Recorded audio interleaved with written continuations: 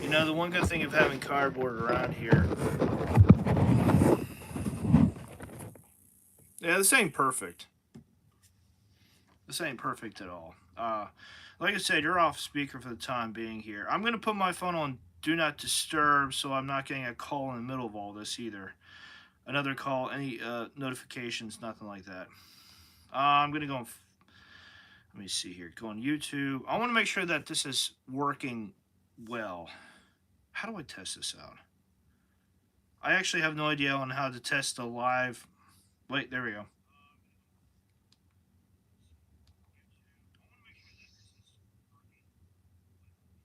Well, I'm hearing it from my end here, but since I'm in the middle of a phone call, it's very delayed.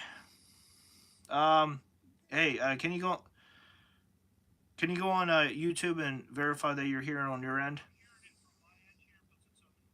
Where do I go to on YouTube? Oh crap! I didn't even send that to you. Ah, you know what? I did, but that was all the way back in the beginning. I'll send you another copy. All right. Send it to you by text. Uh, right.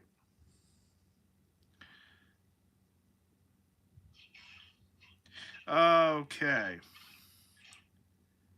I sent you it by text. Now, as far as Facebook, yeah. All right, Facebook. I'm sending you a quick message, real quick. I need you to respond back.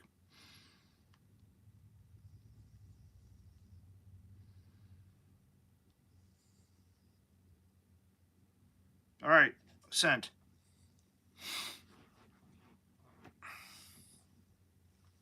Call me Olen. Cool. All right. So you can hear me fine on YouTube, right?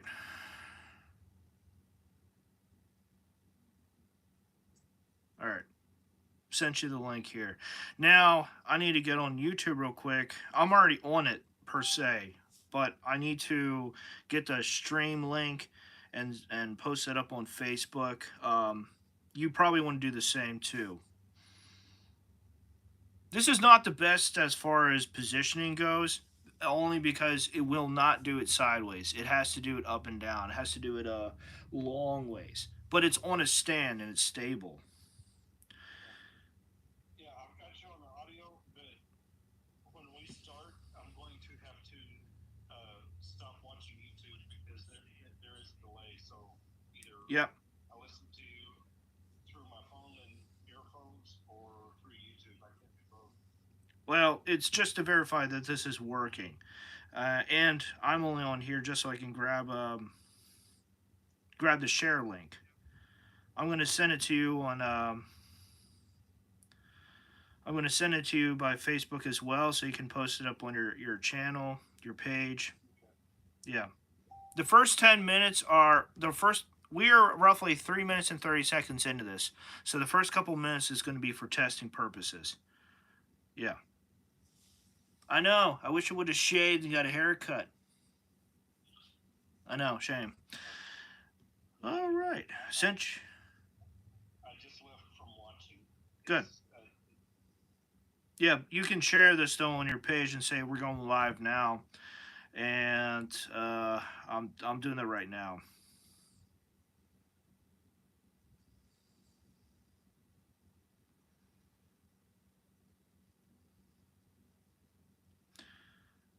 All right. And it is posted. Anything you want to say before I put you on speakerphone? No, I'm good. All right. Actually, I need to make sure I got my notes up here too, so I can actually kind of see here. All right. Olen from Cold Dead Hands is on air here with me. Would you do some sort of introductions here as far as you, your page, anything that's important here? My name is Olen. I am one of the administrators for Cold Dead Hands on Facebook. I'm also one of the managers managers of Regulator.Solutions website. I'm a published author, first responder for over 2 decades, and I'll try to keep my resume very short for now. I'm just usually the guy that makes liberals cry without trying too hard.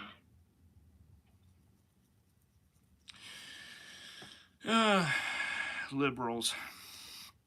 I don't know how to respond to that. And there was actually someone asked me as far as my opinion on certain things.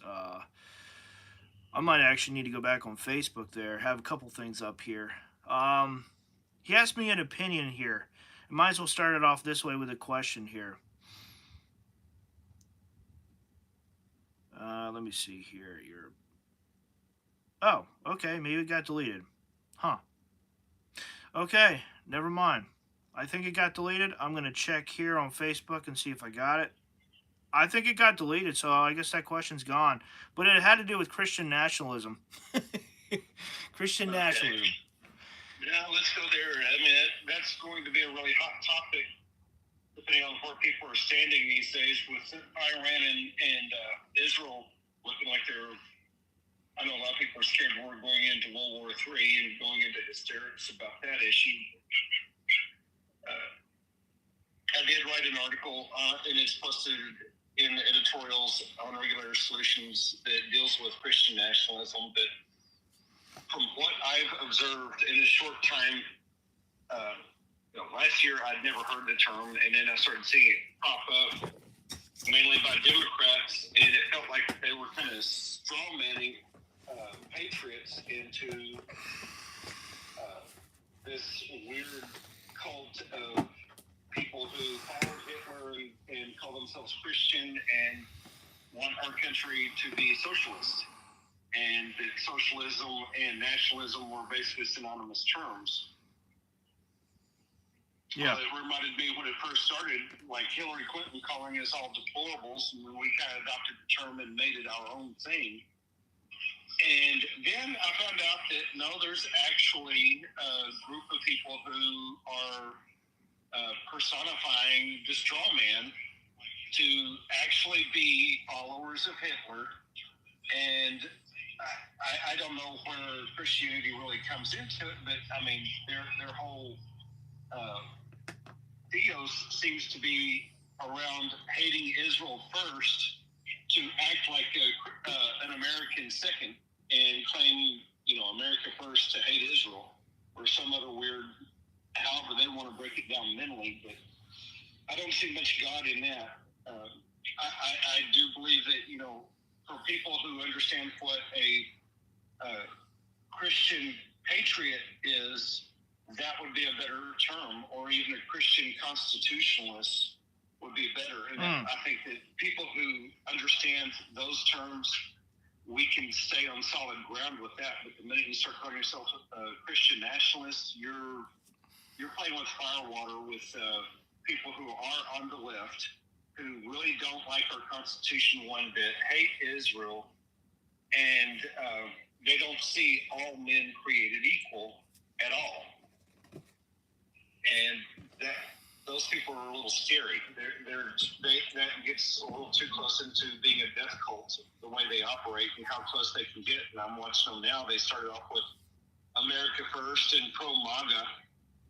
And when Trump started talking about being a friend of Israel, well, then they started claiming Trump is a simp for Israel. We hate Trump. Trump is a puppet for Israel. All this other bullshit. I'd like to think that patriots who are actually defending the Constitution recognize that we defend the Constitution against all enemies, foreign and domestic. If you're going to be a friend to us, then don't ask us to compromise on the Constitution one bit. Agreed. And from my perspective in Texas, being born and raised 6 generations in Texas, I don't see Israel as any kind of a threat against our country at all. I do see Marxism and Islam as threats to America because the ideologies behind Marxism and Islam are enemies against the Constitution.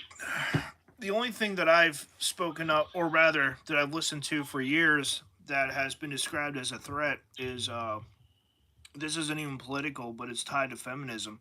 I want to say it's the fourth wave that some people have talked about, but that's strictly because of those who hate men and those who want to tear down patriarchy and traditions. It basically is tearing down structure that's been around for years. Not directly political, it's not directly tied into any of this, but as far as what's eating away at us in the country, what is dividing men and women, and this also includes the church as well. I see that as a bit of a problem.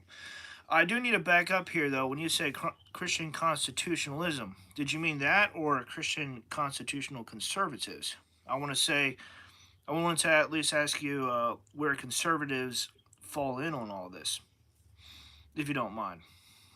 Yeah, I don't believe you can be conservative and against the Constitution. It's synonymous to me. If you're a constitutionalist, then you are by default a conservative and vice versa. All right. Need to define politics here.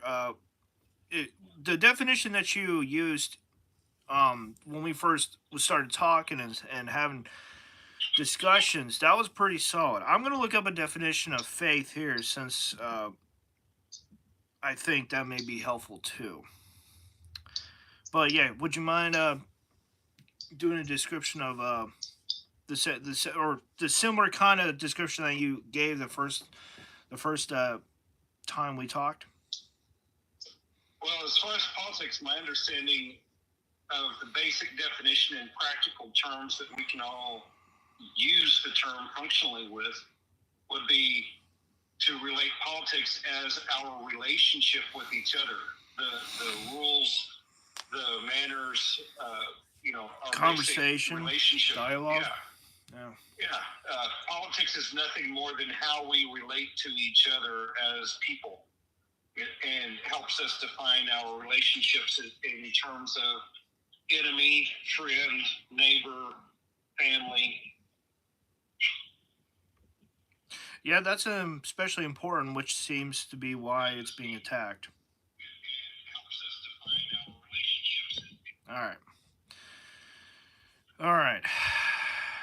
So, as far as the definition of faith here, let me see here. I don't want the Google version of this. Let me go to Merriam-Webster. One of the things Google has been doing as of late has been doing these little clips of what you're trying to look for to try to keep you from going to the actual websites. Sometimes they're helpful, and other times they're actually not helpful, because for anyone who owns a website, this is going to be a big problem. You're not having people go to your website. They're having Google take snippets of your website that they're going to view instead of actually going to the website itself. All right. So for faith under Webster, Merriam-Webster.com, allegiance to duty or a person, which would be loyalty, fidelity to one's promises, sincerity of intentions. Those are examples.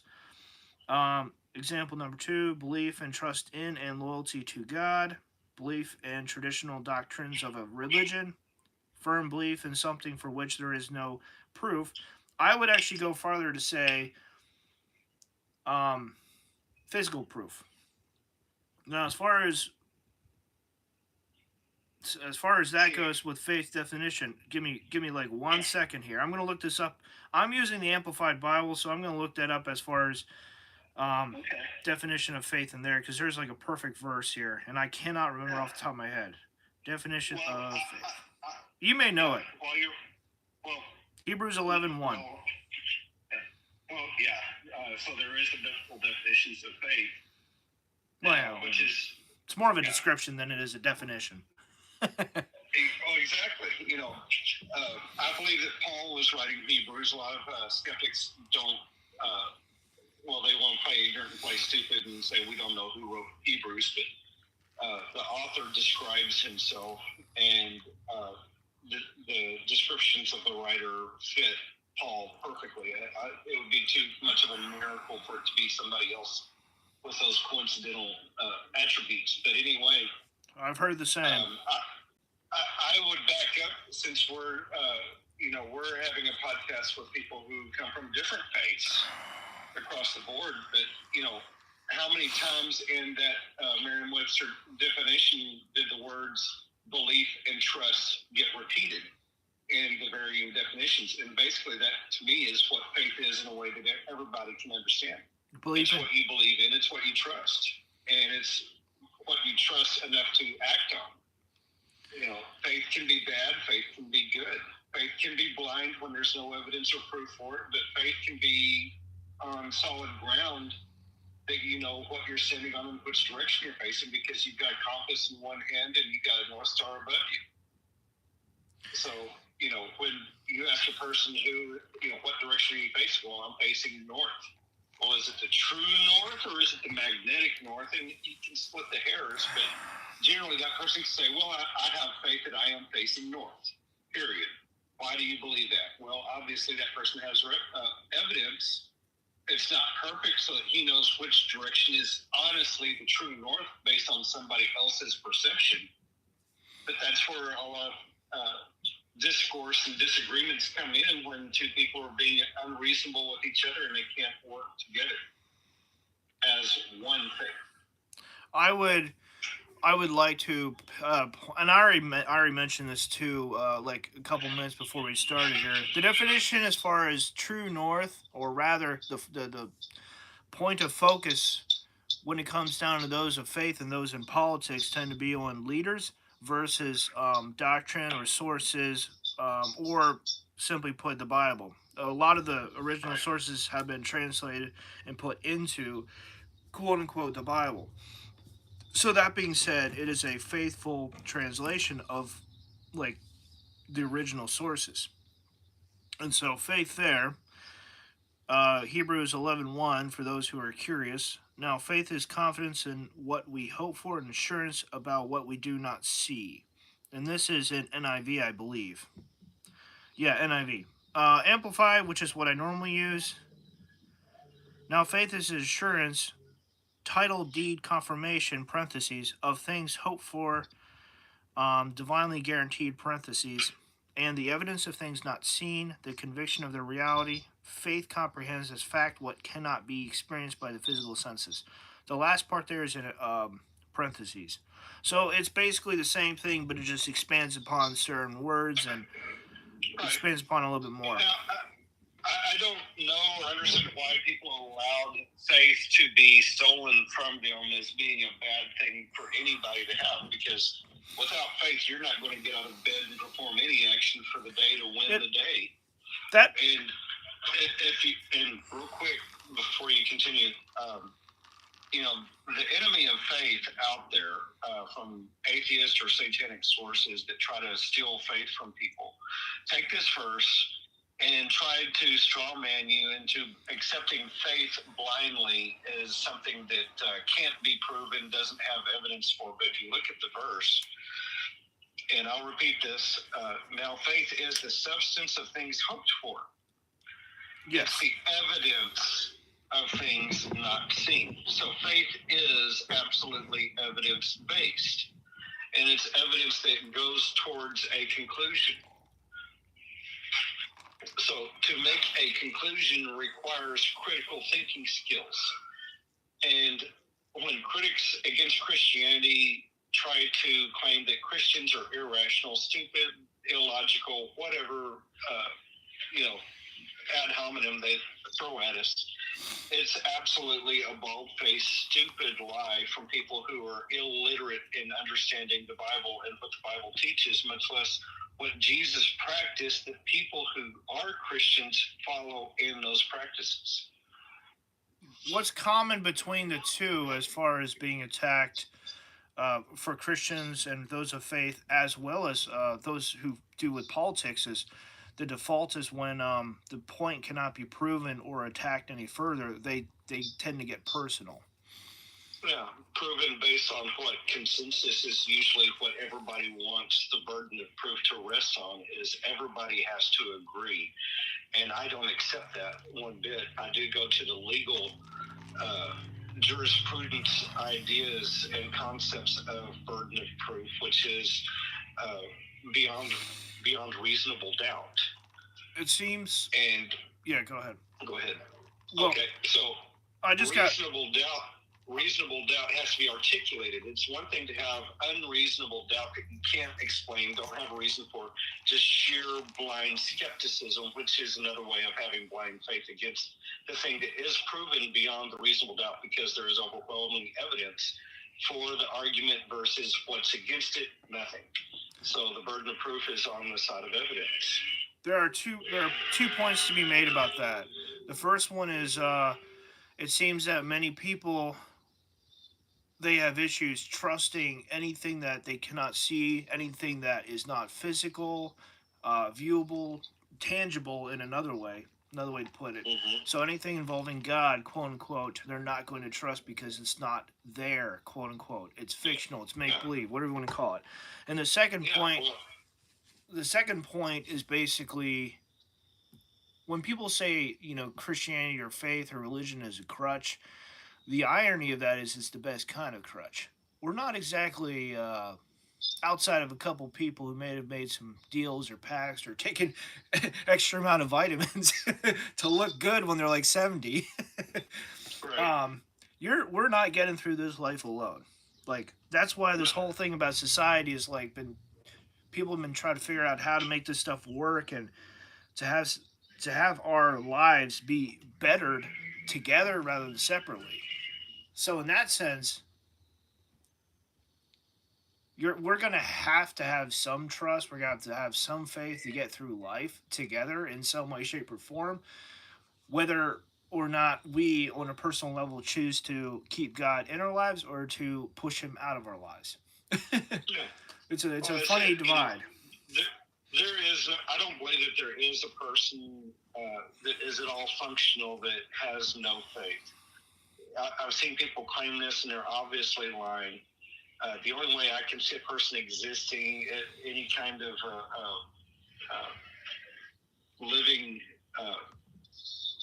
person without any faith at all is someone who is absolutely insane and has no mental function. But, bottom line is everybody has trust in something. Everybody believes in something. People who claim that they don't have a belief in anything, again, they're lying because they believe in that circular reasoning that they just express themselves in. Well, coming from a military background, or rather, I want to say in my family, because my grandfather on both sides, my mom and my dad's, and my father was in the military as well. I was in the military for 10 years, and trust goes a long ways, and it doesn't even matter about the person itself. It's like you have trust in your supervisors, because if you failed, that means they failed, and that's a really good mentality as far as making sure things are done properly and taken care of and not just ignored. And no, exactly.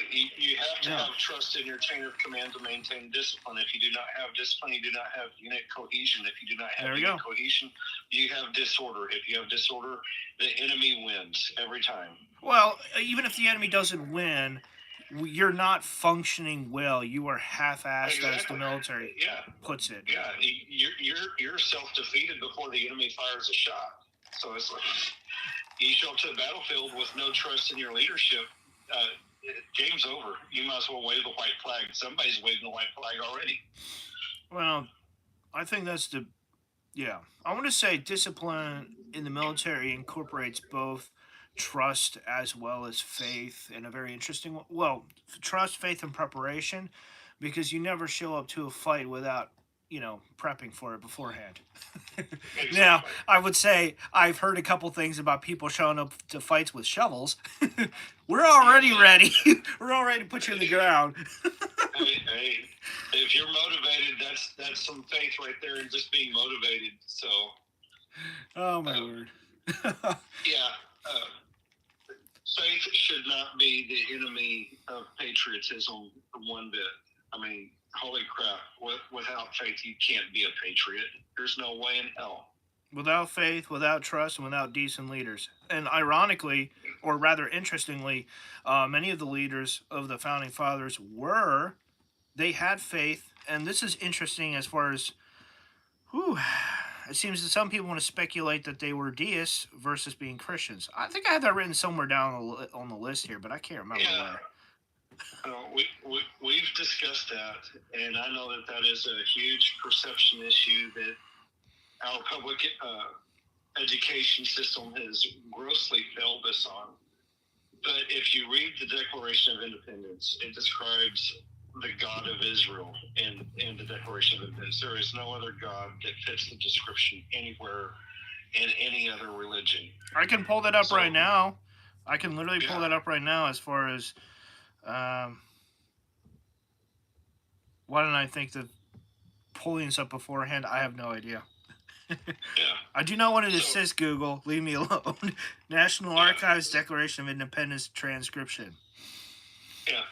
So the author of nature and the author of the laws of nature, those were terms that came from John Locke, and he was absolutely writing from the treatise of two governments to take from the Bible to present the argument that the Bible lays out the best structures for government.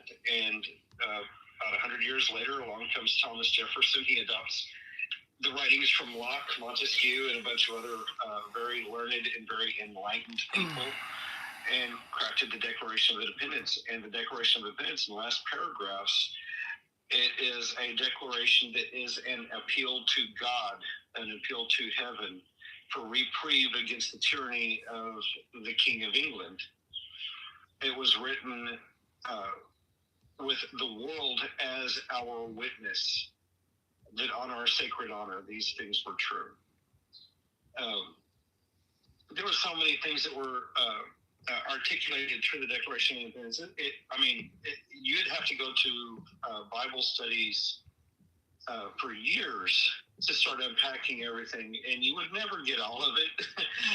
But especially if your priority is defending the Constitution, well, don't separate the Bible from the Constitution. They are absolutely together. But that's the defense that you're making as far as to those who would challenge this point. For those who would challenge that it is not in there, I know a friend of mine who I already told you about, he believes that if there is any mention of Jesus in the Constitution at all, it is only in the preamble. Well, okay, so, now I'll get to Jesus in a minute, but yeah. As far as anybody else presenting any other alternative explanation of where the sources of enlightenment came from to the founding fathers, by all means, bring the Quran, bring whatever other holy book from any other religion you want to, and let's see how they measure up. Let's go with the evidence and see what overlaps and what contradicts. And I guarantee you, there is no contradiction between the Declaration, the principles of the founding fathers, and the Bible. So as far as the Declaration of Independence goes and God, research all you want to. I can only be proven correct that the God of Israel is the God of the founding fathers. And one more thing before I get to Jesus and the Constitution. Every founding father signed the Declaration of Independence unanimously in describing God who intervenes in our daily activities, in our daily politics. And because they did that, every founding father made an oath that they were not deists. The Declaration of Independence is an entirely anti-deist document. I was going to say, is there any way to look this up? Because I could actually include that in the description down below. Yeah, you have to know something about deism, which describes God as a passive God who doesn't give a shit about what's happening in the affairs of the world. You don't bother praying to that God because he doesn't care, and it doesn't change anything if he does. But so many of the writings of the founding fathers as individuals, they absolutely believed in a God who does intervene. And they made the declaration to an intervening God who created the universe and created the laws that we have to live by that give us inalienable rights. So that argument is really a non sequitur for any atheist to engage in. They're going to try to strawman against it and try to claim, oh no, they were deists and atheists. No, there wasn't. If the only way that's possible is that the oath that they took was in direct violation. An atheist isn't going to swear to the God of the universe that created the laws of man to live by. A deist is not going to swear to a God that intervenes. You can't and be both. You know, you were contradicting your own beliefs by doing that. So your oath is a lie from the start, and it's worthless. So either the founding fathers were liars or they were Christians, but you can't have it both ways. I talked to my friend Manuel, and long story short, deism it's actively worked upon with Jesus being in the picture, whereas God in human form down here on earth does go against deism actually being, I don't want to say legit, being active maybe. Like, it's actively discouraging deism as being more incorrect than anything else. Now, well, yeah, deism is a false religion. I'm not sure. So it's going to have the only point that I've ever found that gives deism any credit is a holy God cannot be among an unclean people because he will ultimately be their downfall. And if God cares, he's not going to be around the people that he wants to protect and keep safe. That is the only point that I've ever stumbled across as far as saying, like, deism does not exist.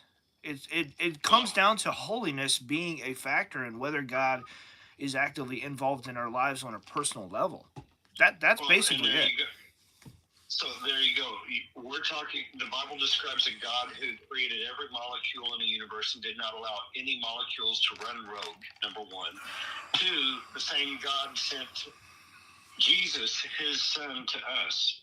So why would a God who doesn't give a shit about the world or anybody in it whatsoever, about who kills what, there's no justice with that God, there's no truth with that God, doesn't care about anything, why would he send his son to be murdered for us? It wouldn't happen. He wouldn't care. So you can be a deist all you want to and be a liar at the same time, but you're not a Christian. You're not going to stand on Christian values and beliefs with deism at all. You're just going to stand on apathy, and apathy of not giving a shit if you believe a lie. Well, there's only hard responses to that, unfortunately. I am looking up here. Well, go ahead. Yeah, so Jesus in the Constitution. At the very bottom of the Constitution, the last things written in the Constitution are the names of the Founding Fathers. Every one of the Founding Fathers that signed. Immediately above that is the date and time that it was written. And under contract law, you can ask any lawyer, if a contract doesn't have the date and time that it's signed, it's null and void. It's just a paper with names on it, with a bunch of pretty things somebody said. It doesn't mean anything. It carries no weight. Yeah. But in that date and time, they specified in the year of our Lord. Now, we can play stupid, and we can beg out of ignorance, well, we don't know who the Lord of the Founding Fathers were. It could be anything. Yep. And that's just bullshit. We just went from the Declaration of Independence that is very specific in describing a God of Israel from the Bible that has no other written sources for a God but those attributes at all existing on earth. So we have that God of the Founding Fathers declared and asked for reprieve against tyranny on earth. And now we're making a constitution and we're begging the Lord to be our witness for our oath. So there's only one Lord that can be, especially when so much of the Constitution comes straight from the Bible. Well, so the Constitution being recognized not just by man but by God, that does make sense to a point. Yeah. If you want to bring God into a country in the sense of freedom, whatever the phrase is, freedom of religion or freedom with religion, to actually have it be a part of it, but not be dictated by it.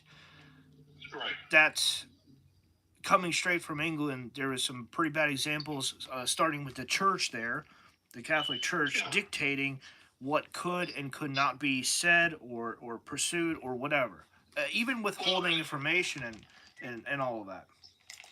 And this goes back into the topic of Christian nationalism that we addressed at the first of this podcast with, and the straw manning, but also the people who are personifying that straw man who want to overthrow the Constitution to make our government into a theocracy.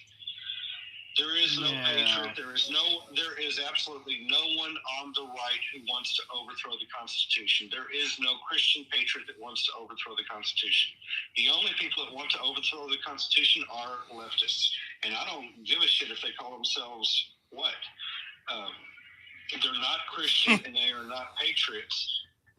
Jesus does not want us to surrender the Constitution. Jesus wants us to defend the Constitution. It's more like defending your lives, defending your country, because Jesus never really, he split it down the middle with the whole when he told the woman, as far as, sorry, when he told the others, when they asked, like, so, like, what should we give, and he said basically, give to Caesar what is Caesar's, give to God what is God's. He kind of split it down the middle there, where it's like, this isn't just simply financial. I believe this was an interpretation upon starting with what is financial and expanding outwards. You care about your country just like you care about God. Obviously, to your own personal degree, everyone's going to come to God in their own way. They have to. If you're going to have a relationship with God, with Jesus specifically, you have to approach Him in your own way, or else it's not real. It's not genuine. Exactly, yeah. and I can't force anybody to go to Jesus. Jesus is certainly not pointing a gun at somebody's head and saying, "Follow me." Even though I've seen hysterical leftists or hysterical atheists, rather, claiming, "Oh no, this is the same God who's going to send me to hell if I don't love Him." All those shady, weak-minded, weak, gutless, cowardly arguments from that bullshit. God said, do what's right or there's consequences, and these people don't want to do what's right, so there is going to be consequences. God is the FAFO. If you remember, I actually put that down there somewhere. Give me a sec. I'll pull it up here. I'll read it. Yeah. Where did I put it at? Oh, right. Supports many governments. It's the Bible verse here, Romans 13, 1 through 3, with verse 7. Let every person be subject to the governing authorities, for there is no authority except from God, granted by His permission and sanction, and those which exist have been put in place by God. Therefore, whoever resists governmental authority resists the ordinance of God, and those who have resisted it will bring judgment on themselves. For civil authority is not a source of fear for people of good behavior, but for those who do evil. Do you want to be unafraid of authority? Do what is good, and you will receive approval and commendation. Pay to all what is due, tax to whom tax is due, customs to whom customs, respect to whom respect, honor to whom honor. This ties in with what Jesus said, as far as to Pontius Pilate when he was brought before him. When Pontius Pilate said, "Do you know who I am? I have the power to free you." And Jesus responds with, "You would not have power except for what has been given to you." Right. So that is just another reinforcement as far as this particular Bible verse, specifically on Jesus and his life. I think it is hard to support governments, especially ones that have brutal regimes and dictators, so to speak. It is. Well, it exactly is. And, this is one of the things that teaches you the fear of God, because America is in a very unique situation where our government is based on we the people. We have been under tyranny for the last 4+ years. You can definitely go back and show the arguments for how long we have been oppressing ourselves. But that is the bottom line. We've oppressed ourselves. We elected the people who were over us, and we surrendered to their authority to let them do whatever the hell they wanted to with us. But we always had the power to restrain them and to remove them. And governments across the world don't have that. So that's one of the things that makes it very hysterical for people to come along and attack the Constitution in any way, shape, or form when that is the very means of defending themselves. But other countries don't have that. North Korea, Iran, the people in those countries absolutely have no choice about the leaders that they're above. And at a certain point, they got to make the decision if they're going to cry to heaven for help and be removed from tyranny, or if they're going to have the means to fight against it. So when talking about our government and the fact that it has made a lot of people nervous and very upset, all the way to the point of being angry. Let's just say I follow Olen National Park Service, and they put out an update even just 4 minutes ago, as of right now. So they've been putting out updates daily, if not by the hour, as far as goals, things that have been happening. Let me see here. Threats, violence. Let me see what else here. Let's go with their posts and not by their supporters. Let me see here. 3 hours ago. Not talking about the rallies. I'm not doing anything like that. I don't actually understand this, but 5 minutes ago, Voice of America's Farsi language broadcast dismantled under Trump and Dodge was abruptly reactivated today, recalling dozens of staff from paid leave as tensions between Israel and Iran escalated. So roughly a couple weeks ago, they were breaking down like some of the documents that were trying to be passed by Trump, passed by others, as far as like let you know what was actually in it. They were talking about Senator Alex Padilla before being physically intercepted by agents wearing FBI vests. That could possibly fall under any sort of. I don't that's wrong. That being unlawfully arrested or detained and handcuffed a senator when he actually identified himself. They talked about that roughly 10 hours ago. Like, there's things that support what you're saying here. There's things that support what is actually happening in the past couple of years. I don't think this is...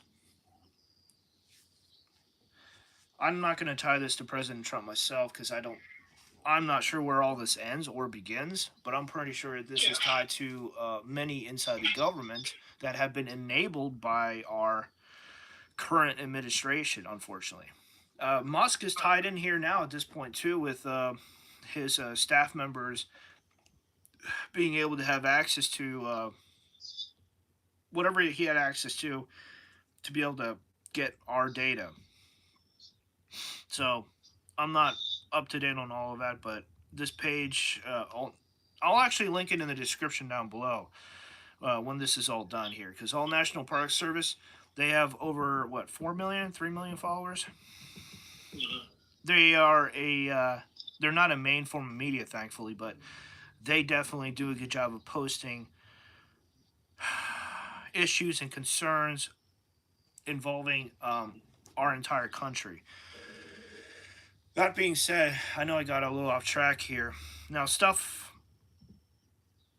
as far as getting back on point here, talking about supporting the government, though we had brought up issues as far as dictatorships and those that are not like the type of government that seeks to... What's a good term for doing stuff to its citizens that's wrong? Tyranny. There we go. Dictatorship and tyranny. There we go. We have to actually deal with that for sure. I'm trying to cover the political stuff first and then the biblical stuff later, but honestly, I think address them as they pop up as we see fit, really. The point number 2, or rather number 1 and number 2 for the political side, where does the law end and faith and religion begin? That was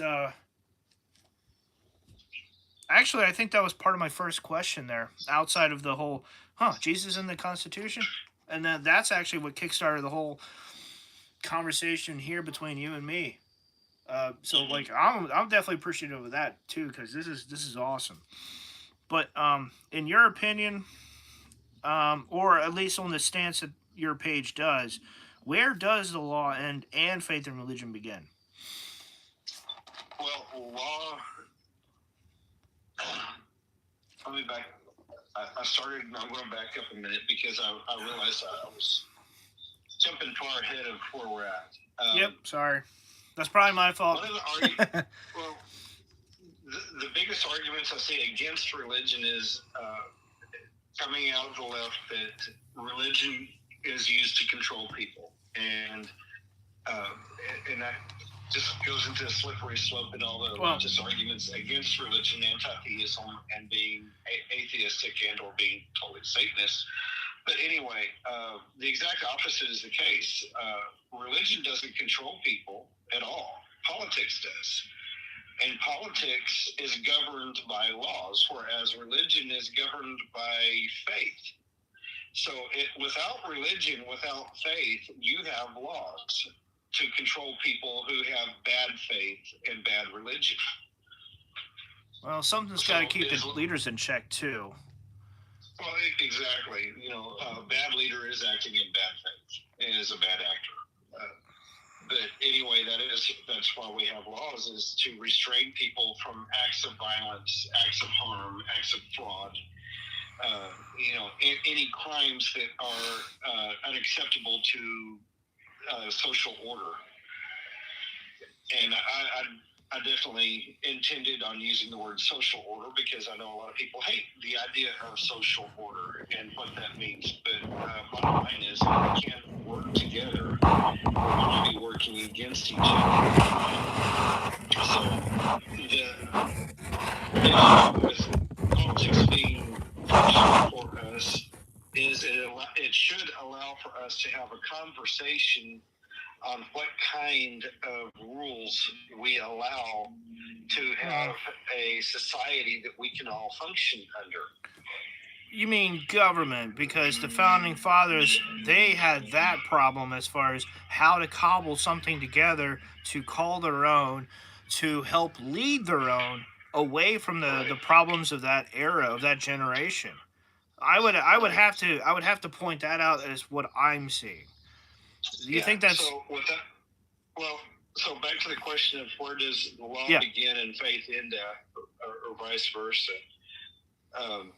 Without faith and without religion, there's not enough laws. Jesus and the Bible offers 10 commandments. Jesus offers even less if you're following him.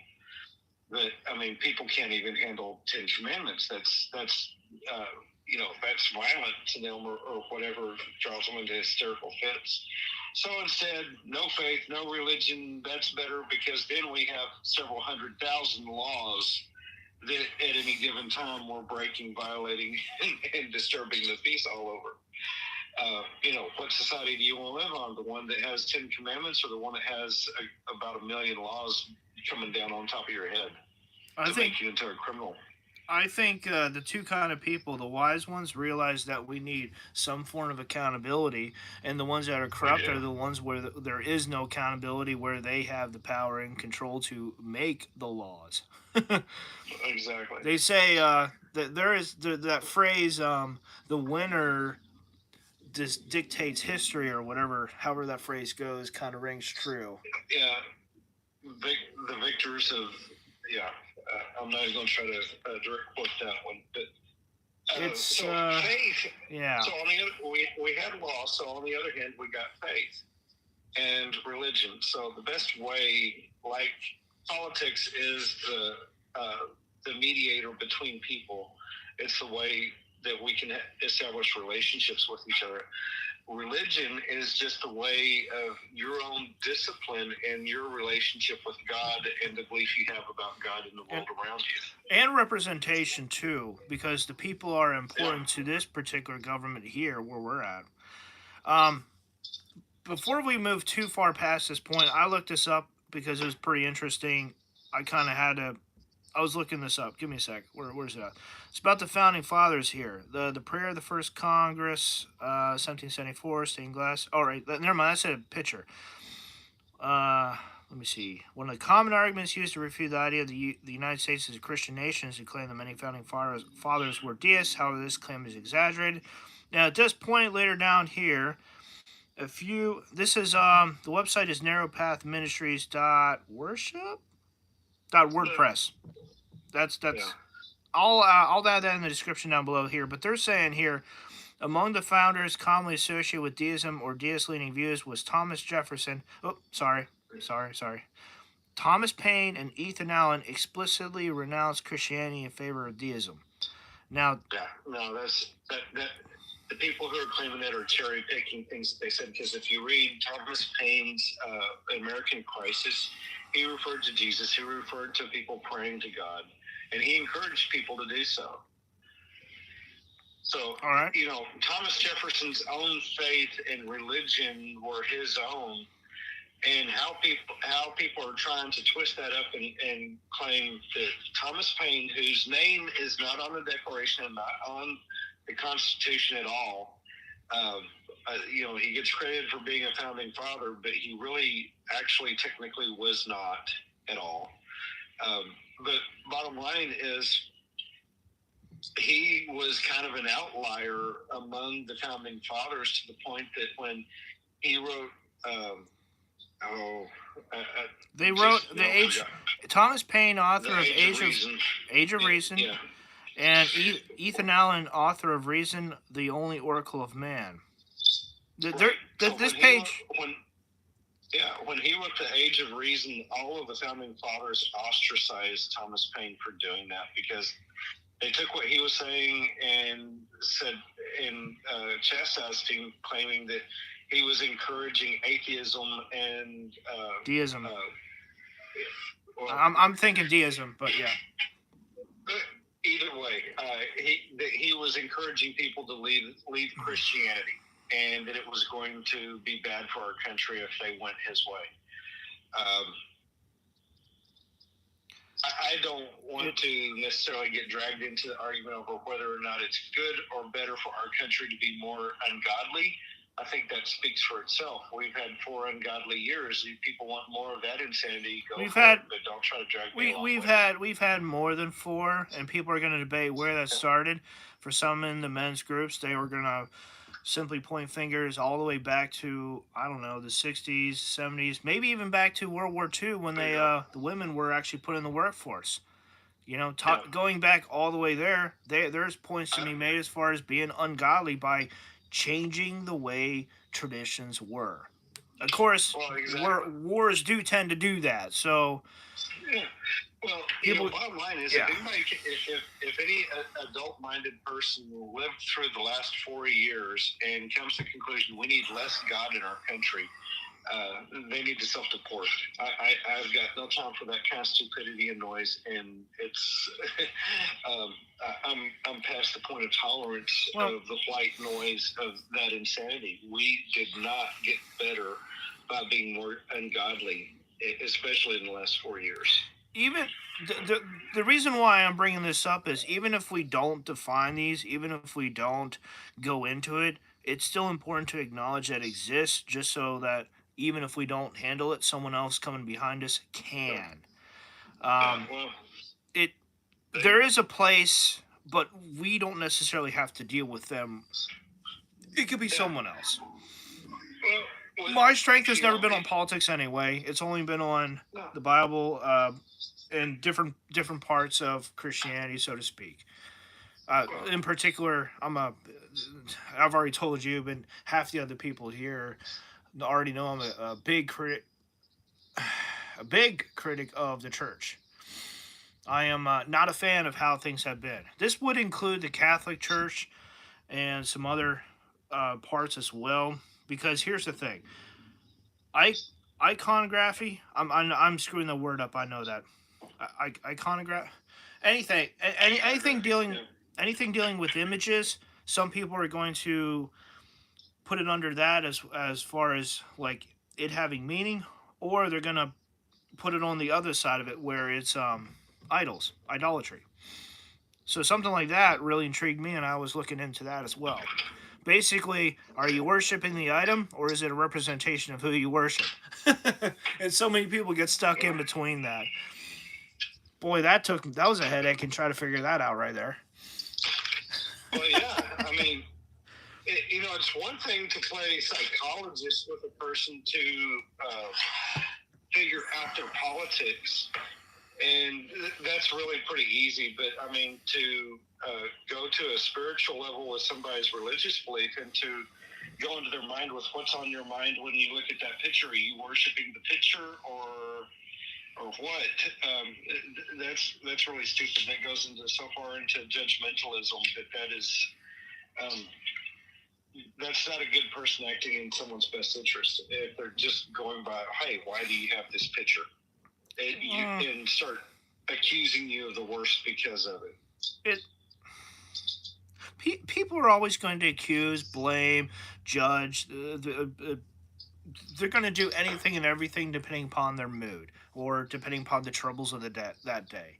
We don't have to be involved in that, but at least giving a response, telling us where we stand on certain topics, that is probably acceptable to a point.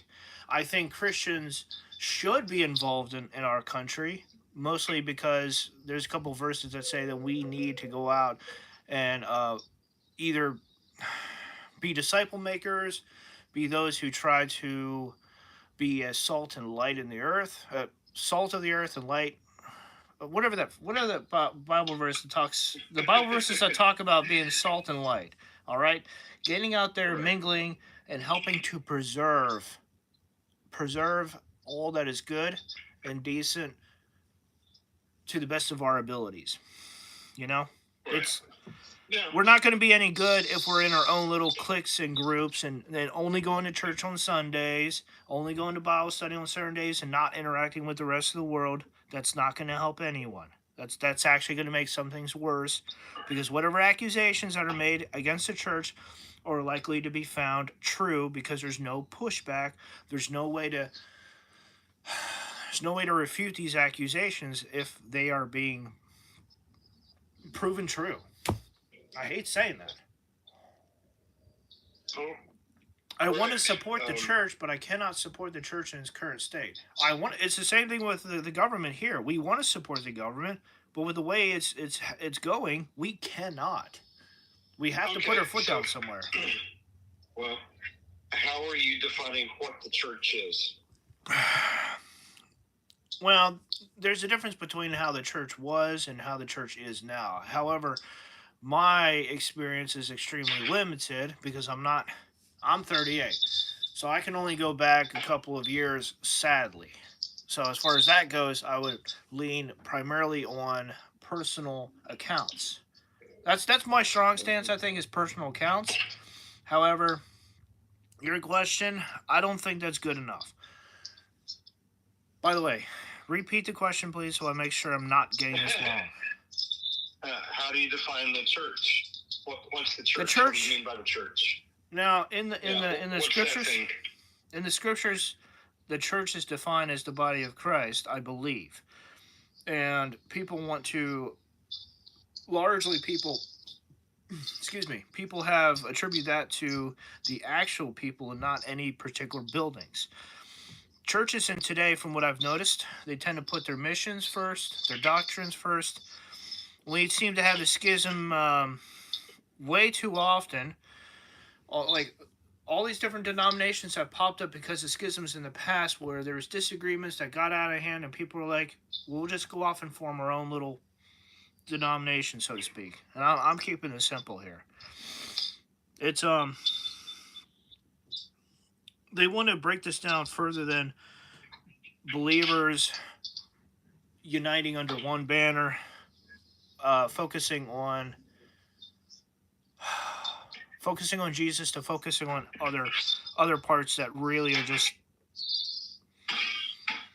I don't even know what to say. They're focusing on good points, but they're letting these points divide them further and further and further, and it's just causing a lot of issues.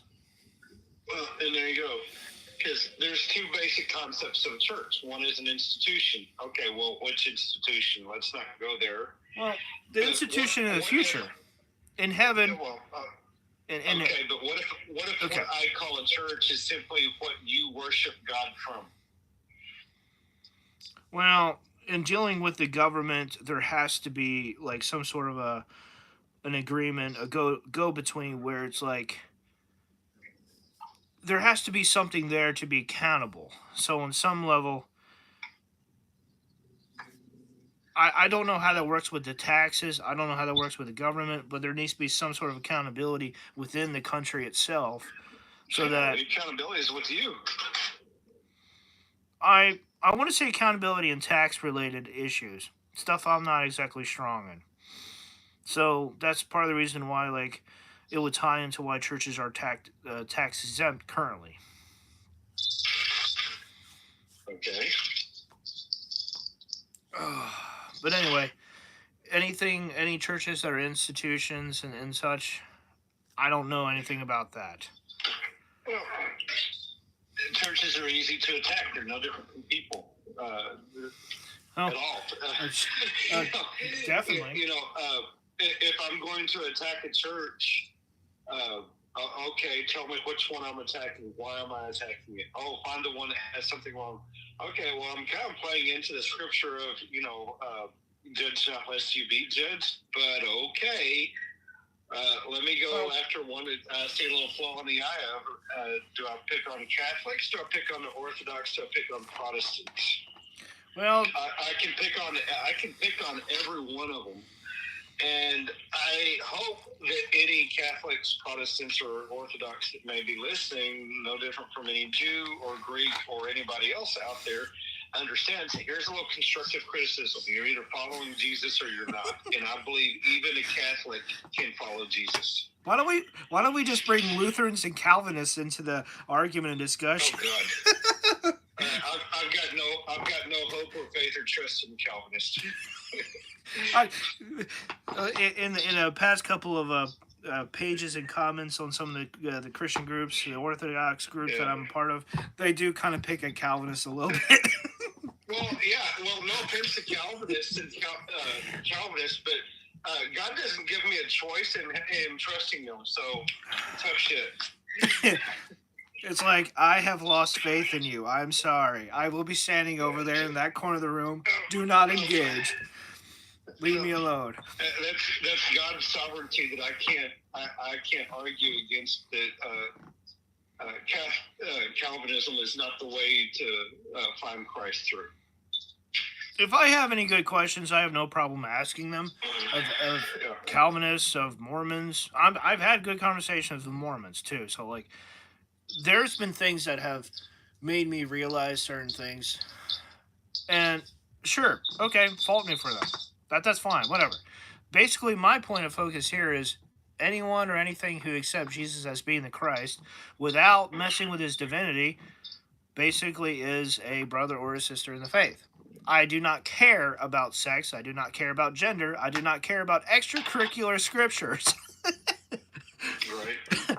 So the thing is, we can talk about this stuff all day long, and I have, believe me, I have. I've learned some interesting things too from them, from specifically the Mormons. So like, there's a lot there, and there may be more similarities than differences after all. But the core point that I'm making is, if they cling to Jesus being the Christ, then I have no problem with them. That's more on the spiritual side, not the political side here. Going all over the board here on the political and the spiritual side. I know. Apologies. I did want to try to hit up like Second Amendment, the militia, the regulators, the Free State. I wanted to hit that up like... We are 64 minutes in here. I want to hit that up like 40 minutes ago. Okay. Oh, my word. It's been fun, but it's like, whoops, my bad. Yeah. Well, okay. So, I'll try to kick things going with the Second Amendment. Without God-given rights, the Second Amendment doesn't exist. God-given rights and decent leaders to put them in place for them to be enforced. Like, we will enforce this. the Second Amendment needs to be enforced because of how do I phrase this correctly? It needs to be enforced because there's prime examples for when they are not enforced. The people become the people. Well, let me finish my thought up. Go for it. Because I know of upset people who say, "Oh, you can't force me to believe in God and give up my gun or whatever."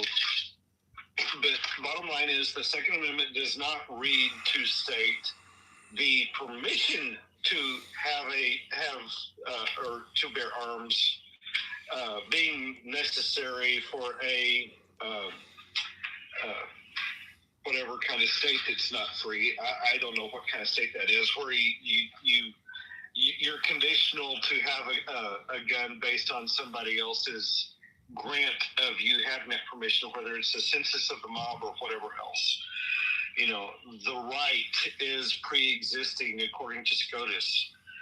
And the only way it pre-exists is that it came from God. It's inalienable, just like life and liberty did. But if you want to sit there and beg permission from people to have a gun, okay, fine. Just don't call yourself 2A at all. There's a lot of people on the left right now who are enjoying saying that,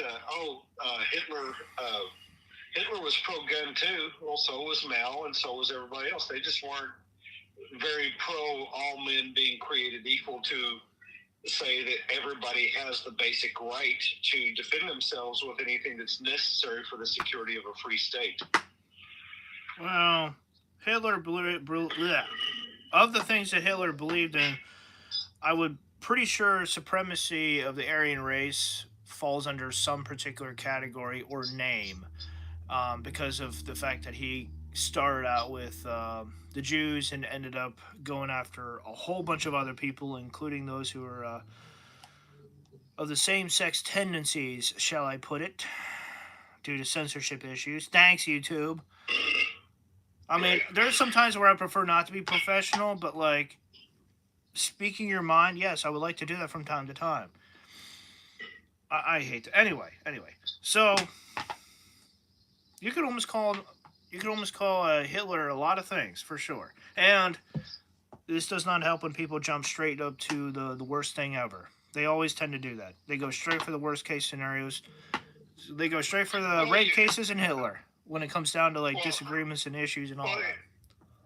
That's the best way that we can figure out, the meaning of terms is, okay, what's the worst way to take this term? What's the best way to take this term, and go with which one fits best. But I don't fault that. I just fault the fact that people go back to that every single time rather than going to relevant examples in today's day and age. It wasn't that long ago. Everybody had a universal understanding of Hitler is bad.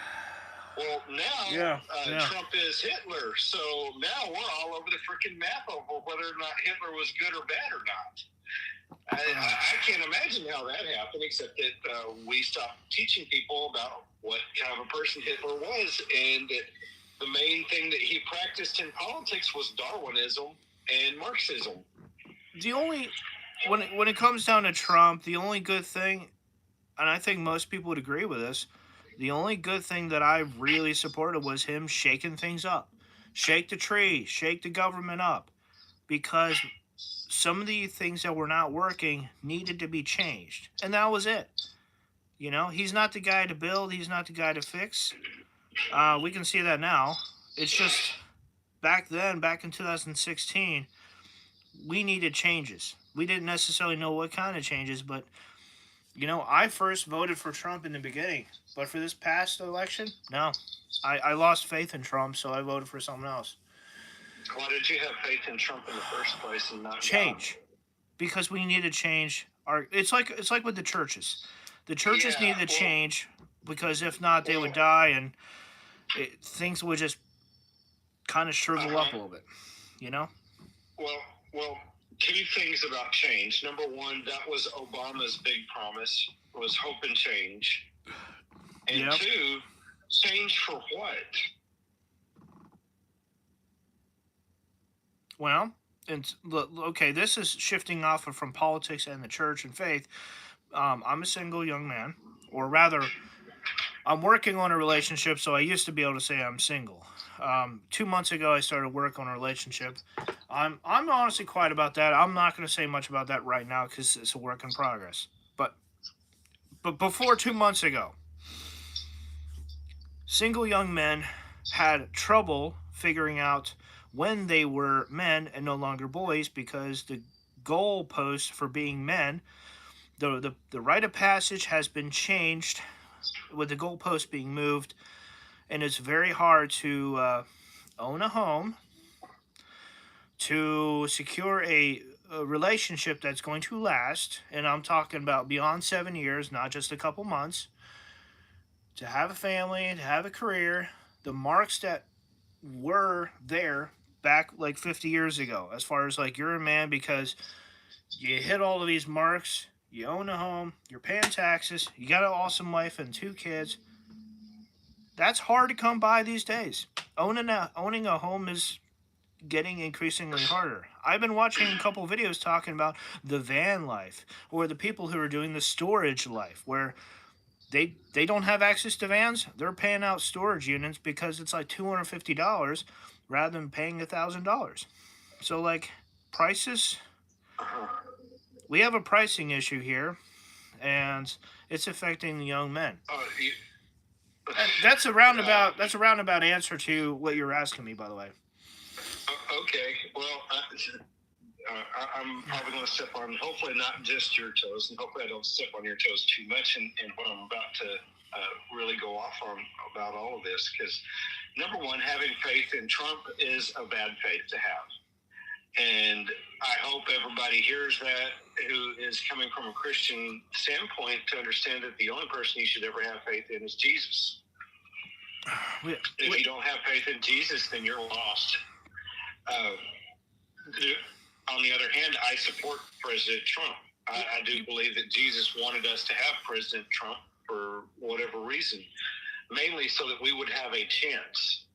Because under Kamala, we would have had no chance in our country whatsoever. Well, you and I support the presidency, even if we don't support the president. We can at least go that route.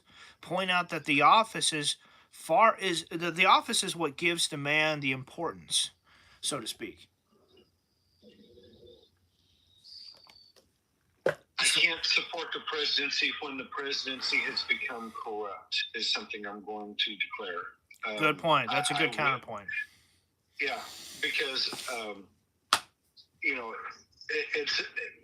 it's elected based on representation and only to defend the Constitution. The Constitution has my unwavering support because I do believe that was derived from God. But the presidency can be corrupted, and that's the argument that the left is giving now. It's the argument that the right was giving when we had Biden. And bottom line is, I don't think anybody in their right mind can say that we would be better off with Kamala as our president. I hope that's not what you're saying. My friend actually made some good points as far as why Kamala could have made it for a decent president. However, with what I've learned, with what I've come across, what I've learned, what I've heard, at that point in time, I didn't trust her. I still don't, but I do trust my friend here as far as with what he said as in regards to some of why she could be a president. Whether or not she would have, that's a different story. Yeah. So no thanks. That's something that had she been elected, no, I would not have had any respect for the office of the presidency whatsoever, any more than I did under Biden, who was absolutely mentally compromised and not fit for duty. At that time, the presidency was null and void. It should have been it should have been Amendment 25. He should have been out of there. And the fact that he wouldn't cause the crisis that I don't even know how to begin unraveling all of that nest of snakes. It's just, bottom line is, the executive branch was corrupted. It was under undue influence, and Every action that it took was compromised and was not in the best interest of our country or to serve the Constitution. I've heard part of. I'm adding to what you're saying.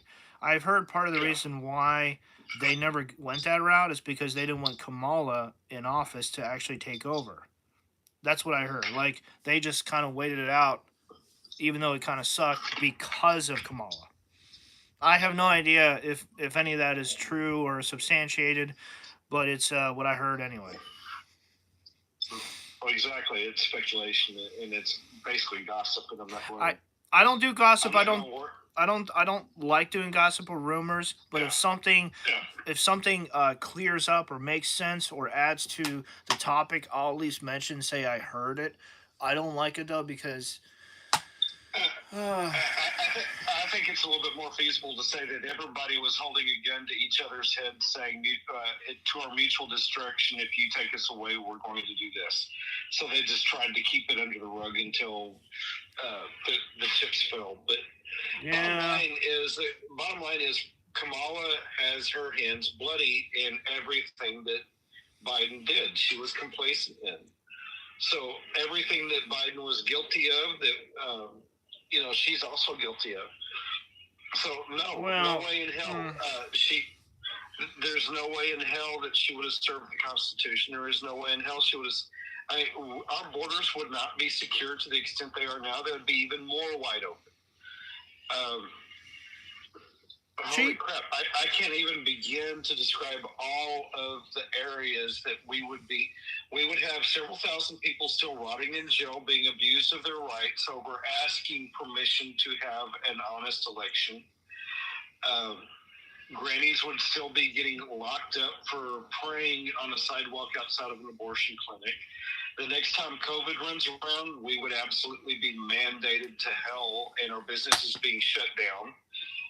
Unless you're an essential illegal who operates a business and then you get the privilege of whatever to stay in operation on top of having tax breaks for that stuff. So, no, there's no way in hell I can accept anybody that wants to say we would be better off with Kamala. But bottom line, what that comes down to with Trump and why I say don't have faith in Trump, trust God, is because we didn't have any other option for survival other than Trump. And it's hard enough to... It's hard enough to... It's hard enough to trust the politicians in today's day and age. It really is. Yeah. It's who is the guy that deals with finances on the Democrat side who is hated by his own party? I'm blanking on his name. Carville? Let me hop on X here for a second here because I'm actually following. I think you mean James Carville. I think maybe I don't know. No, he's quite outspoken here. I'm just. Oh, then I don't know. Following. I don't know, but bottom line is, by all accounts, Trump should not have won the election. He should have been murdered more than once, at least. I mean, hell, that was a miracle in itself. So many things had to happen for Trump to win to give us a fighting chance to start cleaning up our act and to take some responsibility for the mistakes that we've made in the past that got us into the position we're in. And we can either keep learning from the past, just like California is right now, where their city's on fire again, twice in the same year. First time they bit the hand that was trying to help them, God knows how many different ways. Now, I'm not talking about just Trump, but I mean, that's Pedo Hotel in California these days. And they know it. There's no secret about how corrupt California is. It's just a question of how corrupt it's not. But it's Rand Paul. Rand Paul. There we go.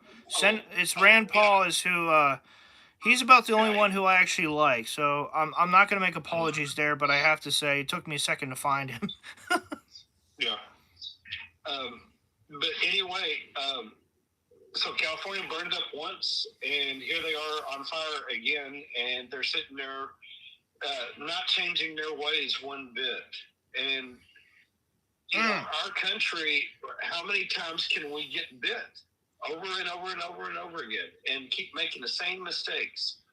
If we want to keep on going that way against God, we're going to get destroyed. The only thing that I have faith in is I don't think God's going to allow us to. I think that our enemies are going to be destroying ourselves and making us miserable while they do it until we learn that we need to take control of our own destiny towards Christ and stand up to these jackass, stupid liars. We have a lot of Jews and we have a lot of Christians here in this country doing a lot of praying. And with the way I've become to see it, there's a lot of good that's coming from this because of what's coming to the surface, what we're able to deal with and to pray for, to take legal steps for. We have a lot of decent people here. It's just that we have to change our methods of how we interact with others, of how we handle some of the issues and problems that have popped up. I'm going to go back to some of the states, I believe, repealing or getting rid of the Good Samaritan laws that protected people that were actually trying to help others out. I've heard of some things about that, and it's very frustrating to try to do what's right and get punished for it. Right. Doesn't matter where you stand on any scale, political or spiritual or whatever. Like, as a single young guy, if I was to go out, I mean, I've lost a job already due to a false allegation, and that absolutely sucks because it's like everything that I was building up got thrown out. I couldn't do anything about it.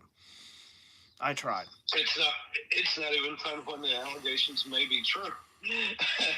If you're there working your butt off and you cut corners to get the job done and you got caught cutting corners, that'd be a different story. Not really, because I've seen people lose their livelihood because there was no other way to get the mission done other than they had to cut the corner. Okay, I've heard of that too. They had something that was extremely hard to do, if not impossible, in order to get anywhere close to it. They had to go cut corners, and it's anyway. The hypotheticals in two different directions. On one end, we got people losing their jobs because of false accusation, and on the other hand, we got people who lose their jobs because absolute bald-faced guilt. It's like, you caught me. I did it. Yeah, you're going to have to fire me because it's the only way it got done. But bottom line is, it's not fun to lose a job that you were trying to keep, and you're trying to do everything you can to keep it. So, but as far as Good Samaritan laws, I don't know what state legislations are happening outside of Texas. I can only speak about Texas Good Samaritan laws from the first responder standpoint. For people that don't know what a Good Samaritan law is, it means that you have limited liability protection to act on behalf of somebody who is in need of emergency rescue. Typically, that covers first responders to the level of basic responder level to do bandaging, splinting, CPR, a few things like that. Pulling someone from a burning vehicle. Right. Yeah. Back in 2017, when I was going through, let me see here. Well, let me give you the case example of how that can be protected against the worst case scenario. Go for it. Hypothetically, your patient that you've pulled out of a burning vehicle has a cervical compromise, and you pull them out of the vehicle, they go to the hospital, they're paralyzed for life. They try to sue you. You were still protected under the Good Samaritan law because, number one, they would have died, and you had reasonable expectation that they would have died if you had done nothing. Yeah. So you saved their life. It's just now they're miserable for life, and they're looking for an easy victim to take it out on. Or they're looking for financial benefits too. Now, that was actually enforced upon me when I was going through the tower climbing training back in down in Texas. This was near the El Paso area. I went down there. I went down there for the NATE convention, National Association of Tower something. I don't know what the E stood for. I don't remember. But I was down there in 2017, so I could climb towers. for our trainer, Derek something. I'm blanking on his last name. Awesome guy. Worked with I want to say he was an air marshal. He was in the Coast Guard. He worked with special forces. He was all over the place. Awesome guy.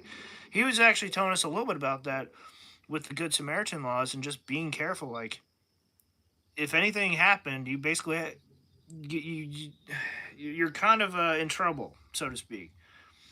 So yeah, just Well, like I said, I know in Texas you're protected to an extent. You can't do surgery in the field and not expect problems from that.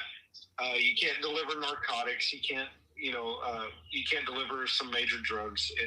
You can give an EpiPen treatment, but check first. If it's a family member that needs an EpiPen treatment, I know you can get away with that. It's still a little sketchy for an EpiPen, but if you know that person is in anaphylactic shock and they are dying on you, and they look like a lobster, puffed up and red and choking and gasping, turning purple and going to die in the next 30 seconds, get the damn EpiPen out and beg forgiveness later. Don't let the person die. I'm pretty confident in Texas you're going to get away with doing the right thing. This actually happened on our way to training for one of these days. We encountered, I was with the driving instructor, by the way. We encountered a burning car alongside the road. And yes, I have a picture of it because it's one of my very first few pictures on this that I had on my phone. So of the 5,000 plus pictures on my phone, that's in like the first 10 or 20 pictures there, I think. And that thing was on fire. We don't know what happened. There was nobody around. This was right close to almost being underneath this underpass, right outside a mile or two away from the building that we were going to take her classes and stuff at. So that is where some of the safety stuff in with the Good Samaritan and all that popped up, is directly because of this car that was on fire. Who knows? We never actually, to this day, we never figured out what happened. We didn't see anyone who was hurt or needed any to be pulled from the vehicle or nothing. Like, it was just a car on fire. Nothing outside of the car was pulled out and no people around. And we were just like, okay, just call the cops. And once they showed up, we left. We just continued onward. There was nothing we could do. There was nothing to do except call it in and let them figure it out. Anyway, that is a little side thing that popped up. I was just like, huh, okay, Good Samaritan. I think we covered separation of church and state, or did we not? We covered part of that. Not really, and I'm sure anybody who was hoping that we would acknowledge separation of church and state as a constitutional law, that we can't have Christianity in the government because of separation of church and state. I'm sure we've hurt their feelings by not bringing up the fact that does not exist in the Constitution. No, it doesn't. It's just constantly brought up. No.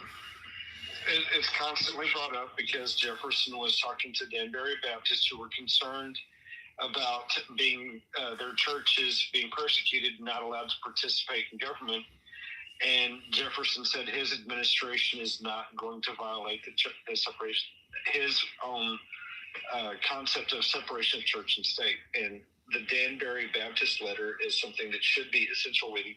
No one should bring up separation of church and state if they don't know what's in that letter. Yep.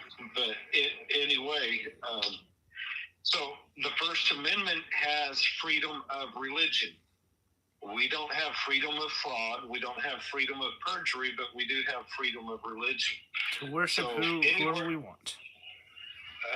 Just about, as long as you're not violating somebody else's rights, then yeah. And that's where we've been trapped in a lot of arguments here lately. But bottom line is that the freedom of religion exists so that a person can be a Christian anywhere that Christian can go to. Well, the only reason why it popped up is because the whole sex and gender issues were actually dying down. They just wanted to go start up something else. They went back to something that's already been around. They're just like starting up troubles again from something that they can actually troll other people with. Well, for example, since we want to put church and state at war against each other, let's put homosexuality and the church at war against each other. Homosexuals want the right to be homosexual everywhere they can be homosexual at. They've got some ordained. They've got some ordained bishops and women who are lesbians in charge who are who are actively struggling against the rest of the Christian community because of where they stand and what they are teaching. Well, the problem with being a homosexual everywhere you can be homosexual at is, what does that even mean? Okay, you're going to be performing acts of homosexuality everywhere, and it has to be protected? No, absolutely not. That's not a right.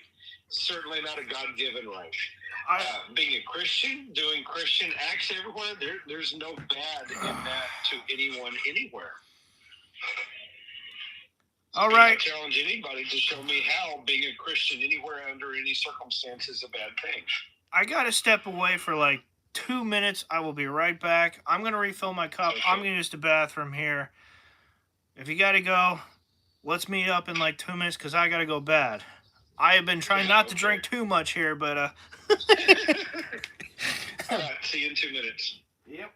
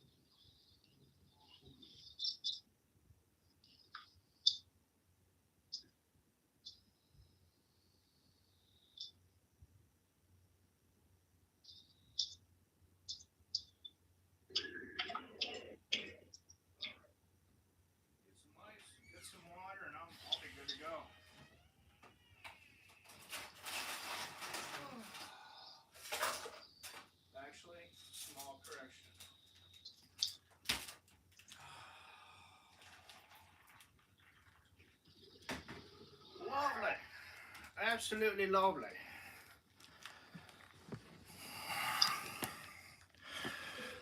Whew. If I could have played that Jeopardy, that Jeopardy theme song of the waiting period before people make a decision. Do do do do. Oh, I would have done that in a heartbeat. I don't have all that fancy setup that other people have, and I don't have the 5 million viewers that other people have too, so that sucks. Or else maybe I could pay someone to actually edit this stuff up and make it all nice and neat. Come on, maybe I'll get there one of these days. Have some of the really sweet setups and microphones and all of that. Be able to actually travel around and just go do this sort of thing. The only problem with that is this is not a ministry and never will be. It's a lot more personal, and I kind of wanted to stay around that. But at the same point, just kind of like you with what you're seeing on the political side, you want to do something, and you're trying to figure out how to do that. But it's for me, it's with the church and all that. I'm seeing a lot of things where I cannot agree with, and frankly, it's causing issues. Going to pick up on where we stopped at, Matthew Vines, and I am kind of mind with him when he defines and breaks down homosexuality versus same sex. As in, one is a lifestyle and the other one is more on the side of a relationship. Instead of trying to go around, the idea is basically simple. Regardless of who you are, where you're at in your life, I should probably add the link to that in the description down below as well, now that I think about it. So other people can check it out for themselves. This does not directly tie in with this, but since we brought it up here, I'll just mention it. A lifestyle versus a relationship. Instead of pursuing after one person, the homosexuality aspect ties in with simply the Bible verse that talks about exchanging natural desires for unnatural desires and being inflamed with lust. And Matthew Vines made a very good discussion on why some people are with the way they are. Back in the Israel times in the Bible, they married young. And so it is under belief that there was a lot of degeneracy that was avoided by marrying young, by being able to. And I wrote this down because you mentioned this too, and this is awesome. With the part about marriages, remember? Yeah. That's at the very, very, very bottom, I think.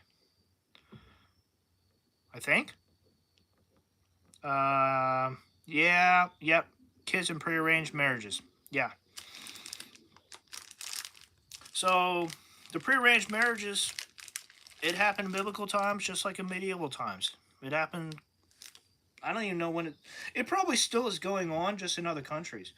To my understanding, Oh yeah, it's happening. So the problem is that we only hear about the worst case scenarios. We only hear about Hitler and prearranged marriages.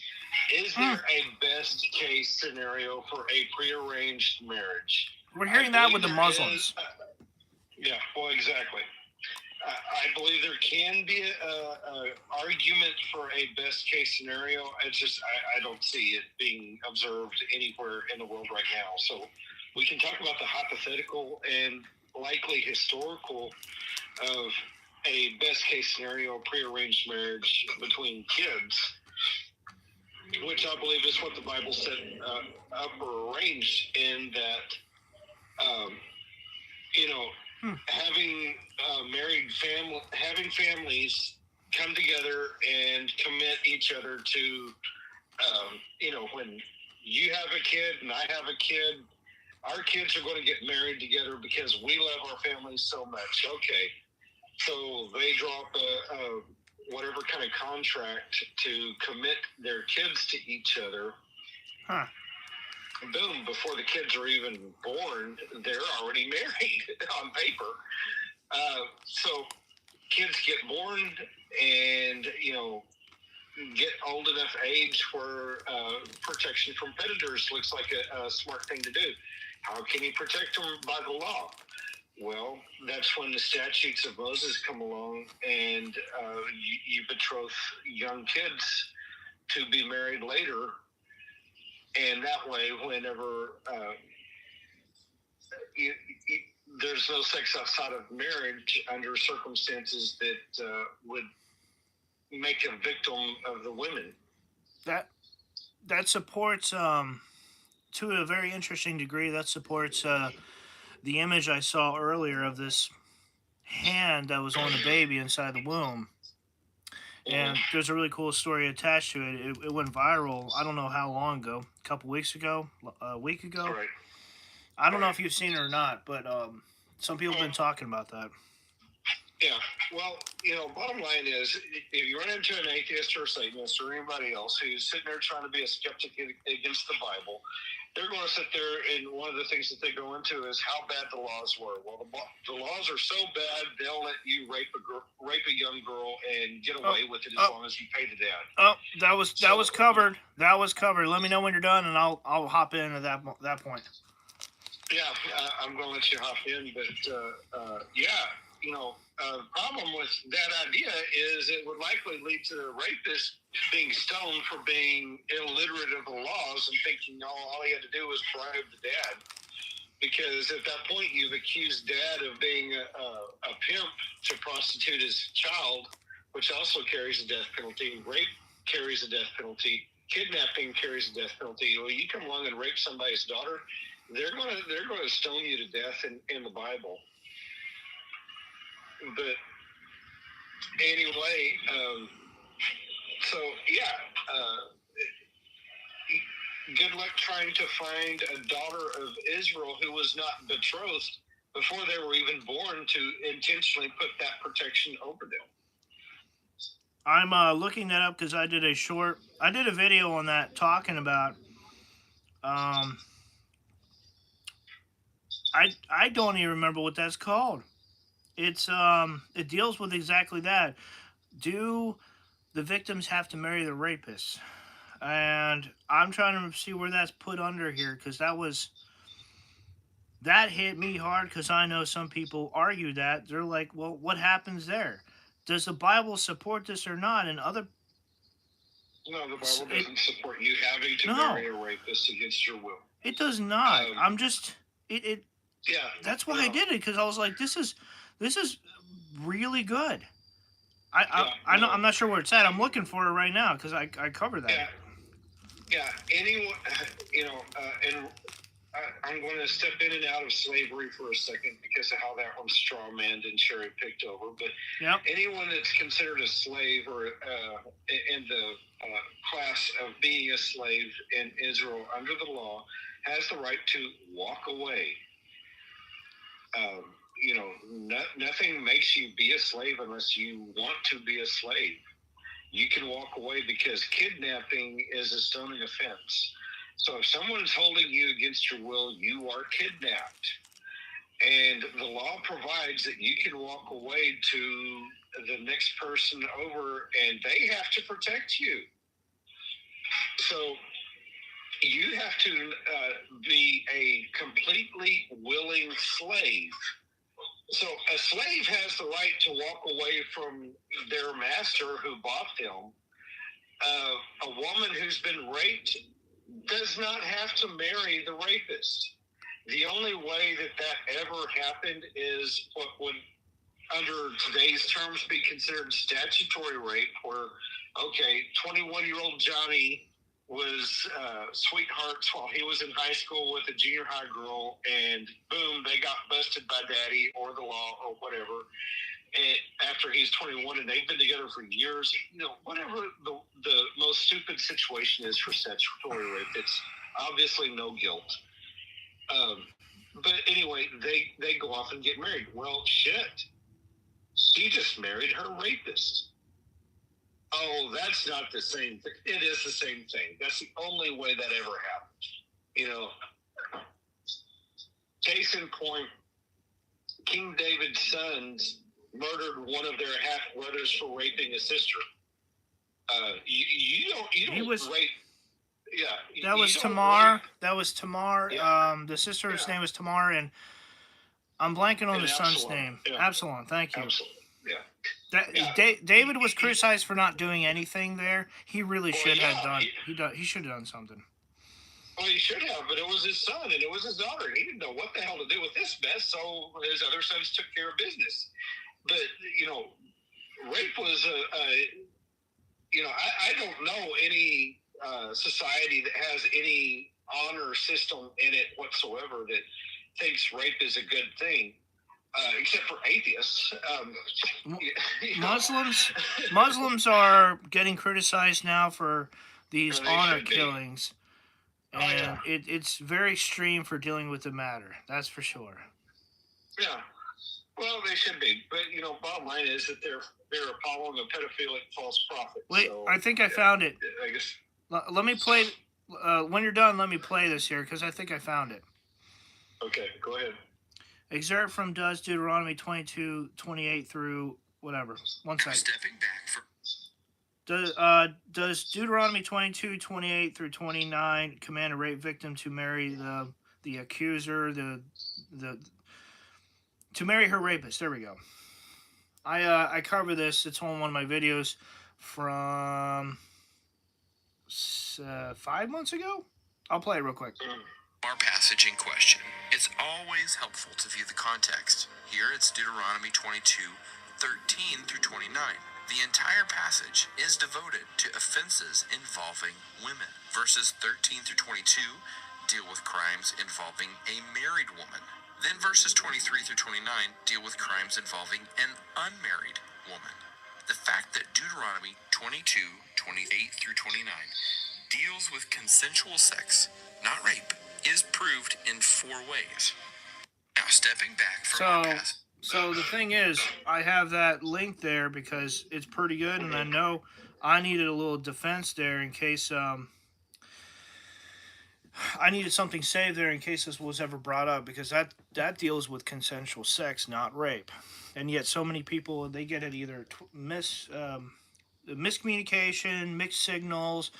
They get something saved incorrectly up there in the brain, and it needs to be corrected a little bit gently, because the idea there is that we're all, brothers and sisters, give or take, and we should not necessarily be harsh with one another. Because when it comes down to correction, the best way I can put it is like this one video on this gym guy who's probably in his early 20s, maybe late 20s, and he looks like he's around 300, 400 pounds, and he is trying to exercise, but he's doing so incorrectly, and this other black guy looks like he's from the hood, comes over, and it's a very interesting situation. It lasts for about like a minute, where the guy's like, can I correct you here? Can I show you some pointers on how you can do this better? And the other kid's like, nervously, he's like saying, yeah, sure, go for it. And he's just terrified out of his mind. But it's it's a really awesome exchange of like helping somebody without tearing them down, without picking on them, without, you know what I mean? You're helping to correct somebody without causing unnecessary pain, trauma, all of that stuff. It's the way it should happen inside of with Christians and people who care about faith and religion. Correct them with care, not with terror, not with violence. Wish the political side would get that. Sit down and discuss about this stuff and be decent. You want to be treated well? Start treating other people well. Well, I have because my background goes into first responder, and because I was raised in Texas, getting hit with a switch wasn't the worst thing in the world. Dad's belt wasn't. It's something you learned was probably the best thing that ever got laid on your ass if you were stepping out of line. But as far as don't do this when you're disciplining a kid, I would just go with how law enforcement is taught. Use the minimal force necessary for the correction. They push that forward as well. The minimum amount. There was also another way too. The whole escalating force. Like, you want to keep it at the lowest levels possible. It cuts out a lot of confusion, cuts out a lot of issues, and anything happens, it gets taken up a notch or two depending upon the situation. Yeah. Well, you get a verbal warning, then you get punishment if you don't comply with a verbal warning. I mean, it's pretty simple. But I'm not even going to try to invade into someone's lives to tell them that, little Johnny doesn't need his ass beat. There's too many kids out there that absolutely need a good ass beat. We need discipline and correction more than we need something done out of violence.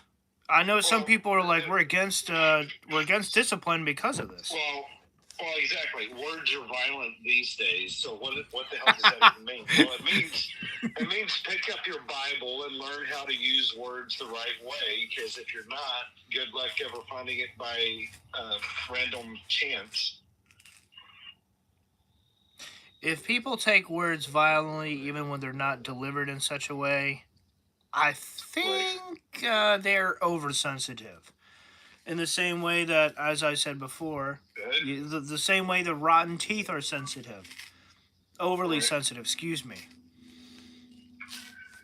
Oh, yeah, they're going to get that checked out. Maybe not, maybe so. It depends. In some extenses, some people are going to play the victim card and say, hey, it's all your fault, blah, blah, blah, blah. And they're never going to actually either take accountability or responsibility or take care of their own oversensitivity, which unfortunately just makes things worse. Really does.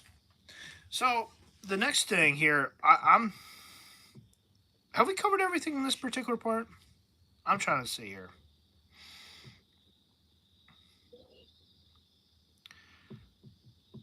Was there anything left to actually cover for that particular part? I don't know. Let me see here. Definition of liberty and how it differs from the spiritual definition of liberty, because that was, and I think Matthew 10:25 may tie into that. I actually forget how that ties in, but I wrote that down as well. The thing about liberty and freedom that you pointed out was good and worth pointing out again here. Can you actually go into that? There's a difference between liberty and freedom. And the best way you can understand freedom is you can do whatever the hell you want to do. You make up your own rules, whatever. Freedom has no restraints on it whatsoever. Liberty, on the other hand, is a virtue of good laws on good behavior. So you are protected by the law to do anything that you are free to do that isn't restricted by the law for liberty. Liberty is God-given, so that we are created equal to have liberty when we are born with, and the only good laws are those that protect our rights.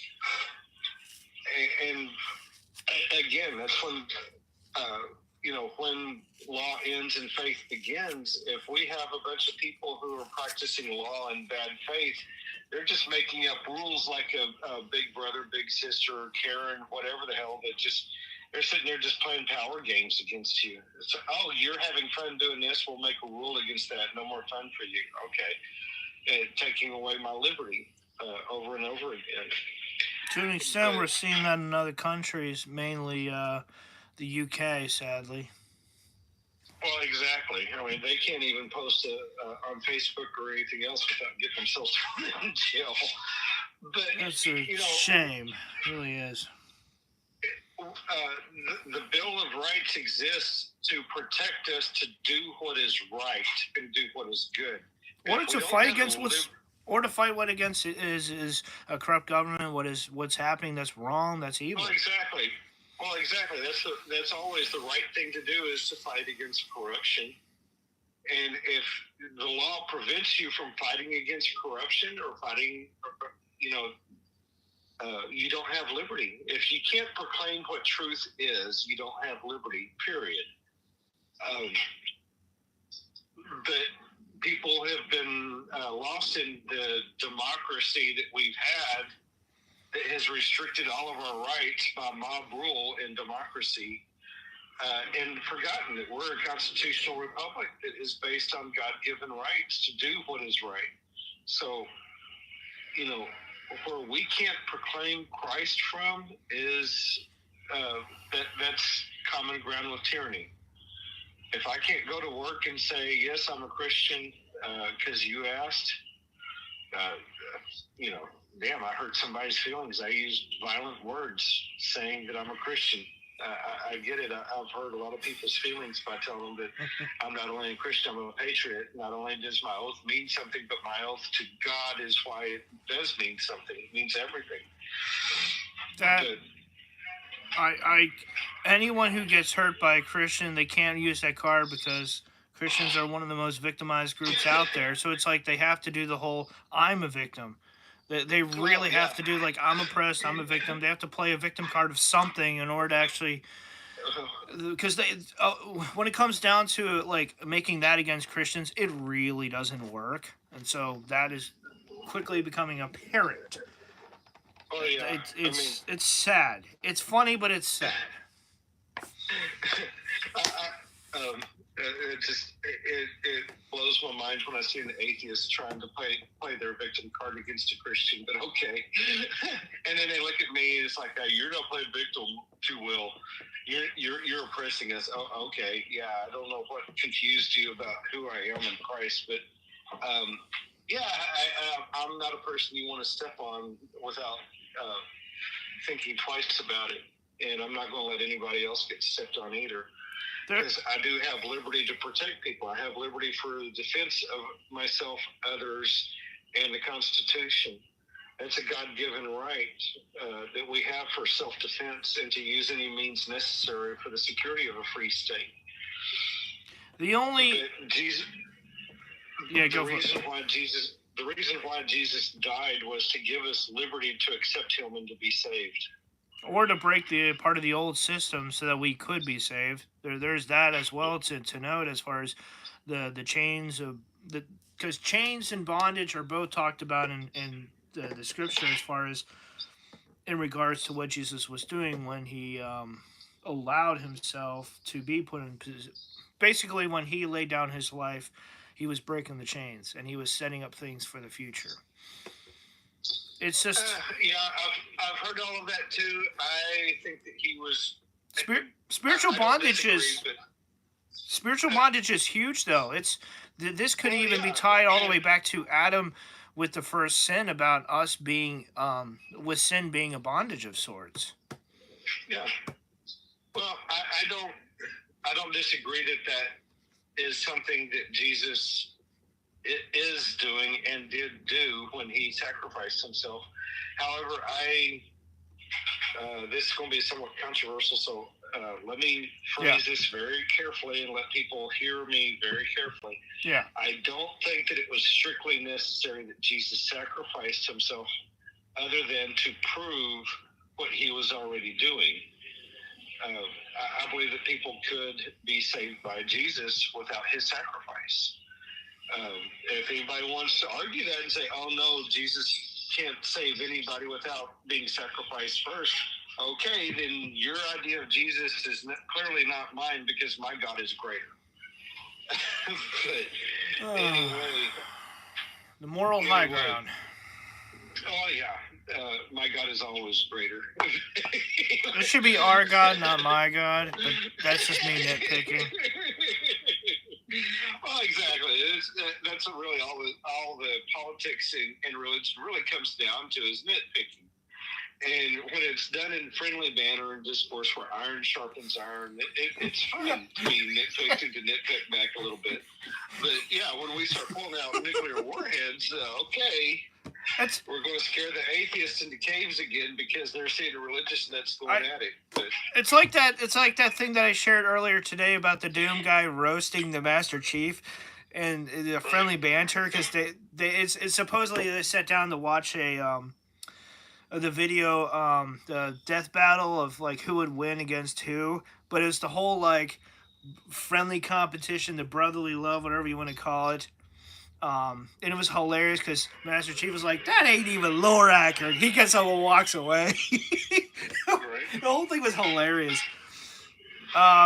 If you want to go back to the military, the Marines and the Army always pick on each other because we like fighting. We like shit talking. we like saying y'all suck. It's the truth. It's like we just like making fun of each other because it's fun, it's friendly, and we want someone who actually is going to put up a fight, not someone who's going to roll over and die. Come on. We got to have someone to harass or tease or whatever. You got to have skills, and may the best crayon eater not win, but anyway. Oh, my word. Love Marines. Just, Oh, I love my devil dogs. Yeah, trust them with your lives, just not your tools. No. Nothing I can't afford breaking, but no. It's just fun. It's all meant to be in fun anyway. Like they do the annual Army versus Navy football game. So like, I don't know if you're a fan of football, but like back in the day, my dad would always be putting on college football. And we would be supporting the Penn State back when Joe Paterno was still around and alive. Those were good times. Those were good times, good memories. Sandusky was decent, but they didn't really. What he did never came to light or to surface at all up until like right after Joe Paterno passed away. Mike Query, the quarterback at the time. There were some other people too. He was silent, and there was other people who they stepped forward, and other people didn't really know what to say, didn't know how to respond. But the whole thing took years to get cleared up, and unfortunately, the Lions were sidelined from the Big Ten for like 6 years, 7 years, because Sandusky really did kind of ruin what Joe Paterno was setting up there with the whole was the state college back in the day. I don't remember what year all this took place in, unfortunately. Actually, I could look that up. I can look that up right now. Give me a sec here. When did Joe Paterno pass away? January 22nd of 2012. Woo! I got out of the military, active duty, in 2011. I left in completely in 2015. So that was a year after that was only a couple months, like 5 months after I got out of I got out in August of 2011 from active duty. I remember that, but man, that feels like forever. Jeez. Anyway, that was a little side rant there. I didn't expect. Yeah, I'm sorry about that one. I'm sorry, but I'm not sorry. That's all right. Health of politics. I remember writing it down, but I totally don't remember what that was. What that was tied to specifically. But I put down the right topics with the right people. Being able to discuss and to disagree, obviously without breaking things down, without causing too much. Like, we have to be able to do that, or else like nothing will ever get resolved and things will only get worse. And you already covered about the whole, like, when it comes down to the focus, the point, and Jesus is for Christians as a combination of strength, skill, family man, or traditional values when it comes to those on the political side. It's interesting because even on the political side, you got some Christians, you got some people of faith who are actually like trying to do the right thing. What's his name? He passed away. Trump hated the guy. I'm blanking on his name. He was Okay. yeah, him. He was actually a man who had values, who tried to have honor, who tried to be decent. Yeah, as long as they were for sale. I'm not going to get sidelined on the accusations made against him. I don't know the man himself. All I know is anyone who holds up being in the military and who stands by it generally is trying to do the right thing, even if they make mistakes. Well, that I would agree with that and forgive a lot of things. I would, as far as the nickname Songbird goes, that supposedly that McCain was tortured so badly that he broke. I wouldn't give a shit about that either. What I do give a shit about is that in the 1980s he acted against POWs still held in Vietnam. That's that is harsh. Yeah. I'm not even sure how to handle that.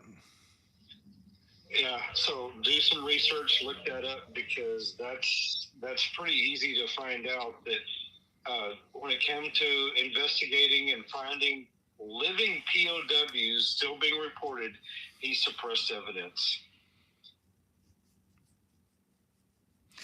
Generally, I want to support all POWs, but those people who suppress the POWs, and believe me, there's some shady things going on in the government that makes me wary of a lot more. Supposedly, it's been tied that the CIA has been dealing with narcotics over in Iraq or something like that. So, not directly tied to the POWs, but I'm saying shady stuff altogether. If he's being quiet due to shady things, that makes it a whole lot more understandable why he didn't try to help him out, is because there was government involved that made this a whole lot worse. You want to help the people, but then you got the government involved, and it's just like your hands are tied. Holy jeez. Yeah, to a point. The thing is, McCain is a senator. What excuse could possibly prevent you from speaking about the fact that living POWs were still being held in Vietnam years and years and years later after the war ended? and we weren't even being allowed to know that they were still alive, much less do something about bringing them home. I don't know, but whatever it was enough that he was quiet. So maybe it was bad. I'm not going to give him benefit of the doubt on that.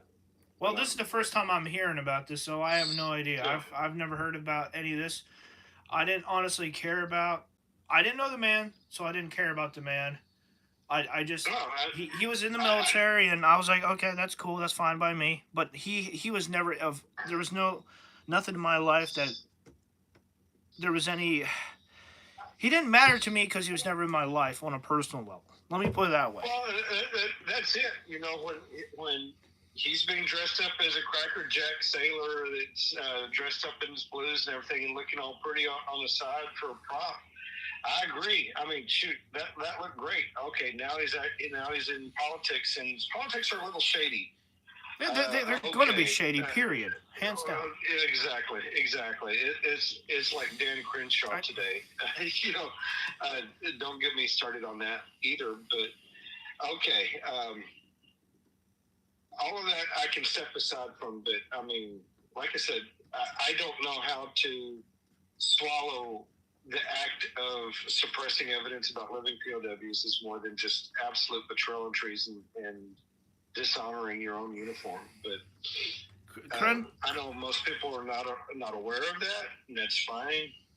But do some due diligence, and that's why I'm not going to name drop or anything else. I don't want somebody to come back and say, "Oh, Olen said this and blah blah blah," and he didn't name drop. Okay, be stupid on your own. But I don't like the fact that someone says, "Oh, I got it from this name I dropped and this high valued source," and they go off and carry that information into misinformation crap. They would likely tie it to me anyway. I have a strong case against feminism, and I've gotten flack for that left and right.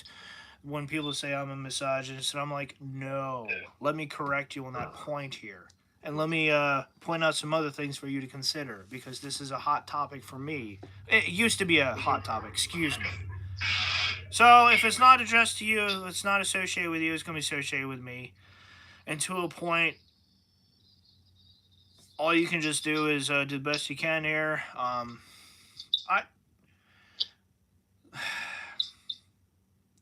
There was something else too, and I'm drawing a blank on it now. I hate that.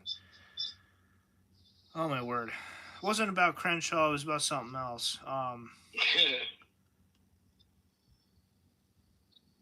Oh man. Oh yeah, that's right. Morality. When it comes down to politics, the thing that bothers me is sometimes all that's needed is not just to prove your base, but just to prove that the opponent's base is the one that's wrong, off, or weak. And so, therefore, you could win an entire election by just saying the opponent is incompetent, they are inept, and they're not. If they're in office, they're gonna drag the whole country or whatever. They're gonna drag them down the hole, so to speak. I've heard of that, and I've seen that, and frankly, it's made me disgusted. I lost friends over politics, so like, it's hard to be a part of something that just wants to. Where a lot of people are a part of it that just want to tear down others, and they want to tear down anything or anyone that's decent. That's my grief. That's my gripe. That's my complaint when it comes down to politics. I've lost friends over it. Right. But that happens. Well, it also happens when people don't know how to actually discuss and still be friends. To disagree and still be friends. Ah, man. Morals, values, ethics. I'm going to say Hammerhand actually had a good slogan there. Morals, values, and ethics. Because to be a man means to actually know them and to stand upon them. Again, without morals and values, the health of politics definitely goes down the drain there for sure. Politics are a necessary evil, which ties into that. I put down a note that I don't think anything is actually free from politics, especially by your definition, which is not bad, it's really good. And in the Bible where it says, even just the book of Job, where it's saying like, I would love to actually do stuff to Job and prove that he's only following you, God, because you're the one blessing him. And if you take that blessing away, he'll stop following you. That was basically the whole premise for the book of Job. Right. So, and the other verse too that I listed is 2 Chronicles 18:19 through 22, where the Lord basically asks, "Who will entice Ahab, king of Israel, into attacking Ramoth Gilead and going to his death there?" One suggested this, and another that, and finally the Spirit came forward and stood before the Lord and said, "I will entice him." "By what means?" the Lord asked. "I will go and be a deceiving spirit in the mouths of all his prophets." He said, "You will succeed in enticing him," said the Lord. "Go and do it." So the thing that interests me is politics are definitely needed, but why remains a bit of a mystery, simply because of the nature of these spirits and the fact that they're still technically following God's orders. Like, how all of this plays out is very intriguing, because when you're following God, are you actually still committing a sin? Are you still doing something that's wrong, even though lying is technically wrong and a sin? And there's so many, there are years of lessons of the church talking about lying and deceiving. False prophets and teachers are foremost among them. So, that particular Bible verse has never been talked about in church to my knowledge, with the exception of maybe one time when directly talking about King Ahab and his passing away, so to speak. I don't think anyone is free from politics, whether it's here on earth or up in heaven above, just because of the nature of things here, or what is allowed to happen here. It's really hard to kind of get a grasp on things that are not exactly physical. Paranormal, supernatural, spiritual, yeah. People are going to call this different terms, but I'm pretty sure it's all the same thing. They're just trying to take God out of the picture. They're trying to take spirituality out of the picture. And that's why they would use other terms like paranormal and supernatural. Metaphysical. There we go. That's a scientific term. Metaphysical.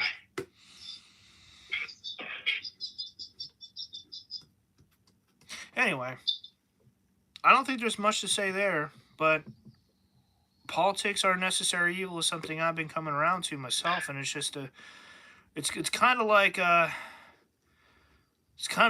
spinach. What is that thing that my brother used to make? The really nasty thing for Thanksgiving. I never could have the heart to actually tell him to his face, "Why are you making something so disgusting for Thanksgiving?" It was like a mixture of green beans and spinach and casserole, and it was like I couldn't eat it. It was horrible. Like, Yeah, nothing sounds good about that. I love my brother. I just don't like what he cooked. So that would be me if I could tease him about that. Sure. So anyway, something that's good for you that just doesn't go down easily, so to speak. Oh yeah, politics and entities of other countries. I meant to look more into that, and then I got sidetracked and completely stopped. But oh no, I lost my entire setup. So in the Bible, it does talk about. I would have to look this up. Give me a second. I have to fix my entire little setup here. Oh. Okay. I got 3 devices here. This is awesome. I love it. I got my iPad here, I got my phone, and I got my i7. Okay. Spirit opposed me. Yeah, Spirit opposed. There we go. For X amount of days. This was actually in Revelations, I think. I think this was in Revelations. It sounds more like Daniel. Oh, you know what? Maybe you're right. Maybe that's Daniel. Blah, blah, blah, blah, blah. Daniel. Actually, let me just type in Daniel here.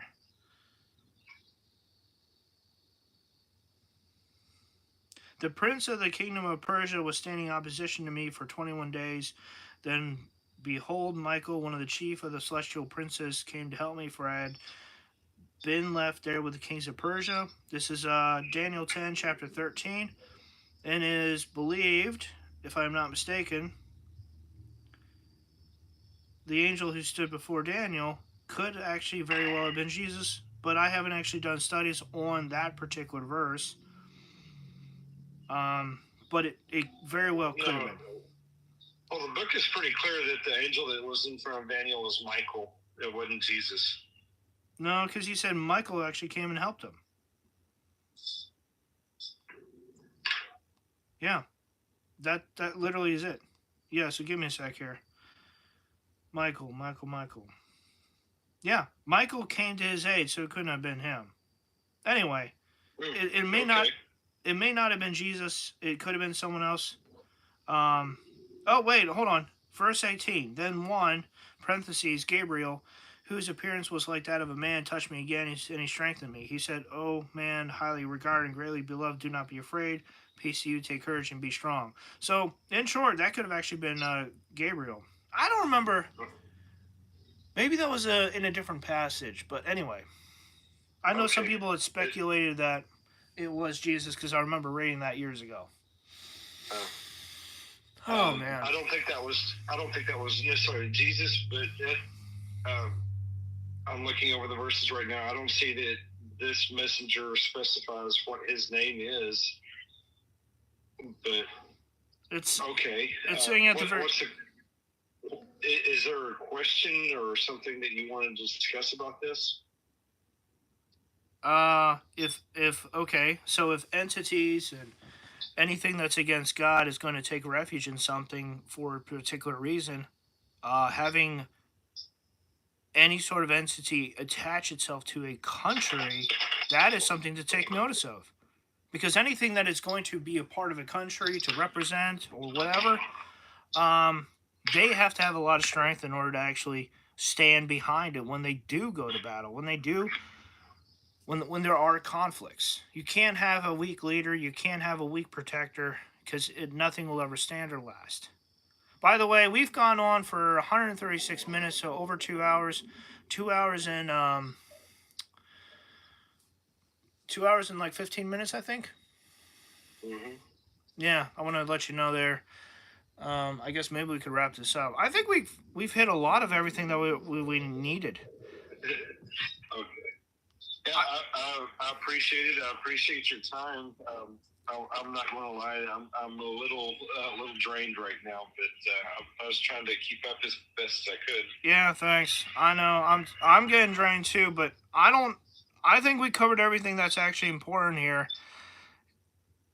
Is there anything else here? Because I'm not seeing anything. We've covered corrupt government, the sin, the slavery. We did cover a little bit of slavery. I don't think there's too much more to cover in some of these areas that we wrote down. Yeah, I'm not aware of anything else. Good versus perfect. Like I actually took that quote directly from what you said earlier about good versus perfect. And I guess we could end on this point, I think, because it's actually really solid. Don't make good an enemy of perfect. The quote, "Don't make the perfect the enemy of good," is commonly attributed to Voltaire, the 18th century French philosopher and writer. He expressed this idea in his poem Le Bigule, 1772. I know I butchered the name, where he wrote something I'm not even going to translate, something I can't even say, but it translated to "the best is the enemy of good." The phrase encapsulates the idea of striving for perfection can hinder achieving practical and good outcomes. Like I said, I took that directly from it because that was really solid. Christians definitely struggle with this per se because of the nature of things and what we try to strive for. Politics, I don't even know where they stand. I don't even know what they strive for half the time. All right. I think that's about it here. For the stream, at least. Okay. Is there anything Is there anything to say before I end the stream here? Not that I'm aware of. I could give people directives, but I'm not going to. If people want to find a way to resolve their politics and their religious life to find what's best and defend the Constitution, pick up a Bible and chase after Jesus. Otherwise, you're going to stay lost. Use the founding fathers for a guide. Every founding father advised on how precious and important our morality was, our virtues. Without them, we have nothing. We have no honor. And the Constitution is just a prop. And we've proven that in the last 4 years. Unfortunately, yeah. And being lost is something we really can't afford to be now and possibly going forward in the future. All right, with that, I'm going to conclude with the stream and thank you. I appreciate the time, appreciate the effort. I'm going to put links down below for the Facebook page and all of that because there's some really good stuff. All right. How do I end this thing? Because I can't remember.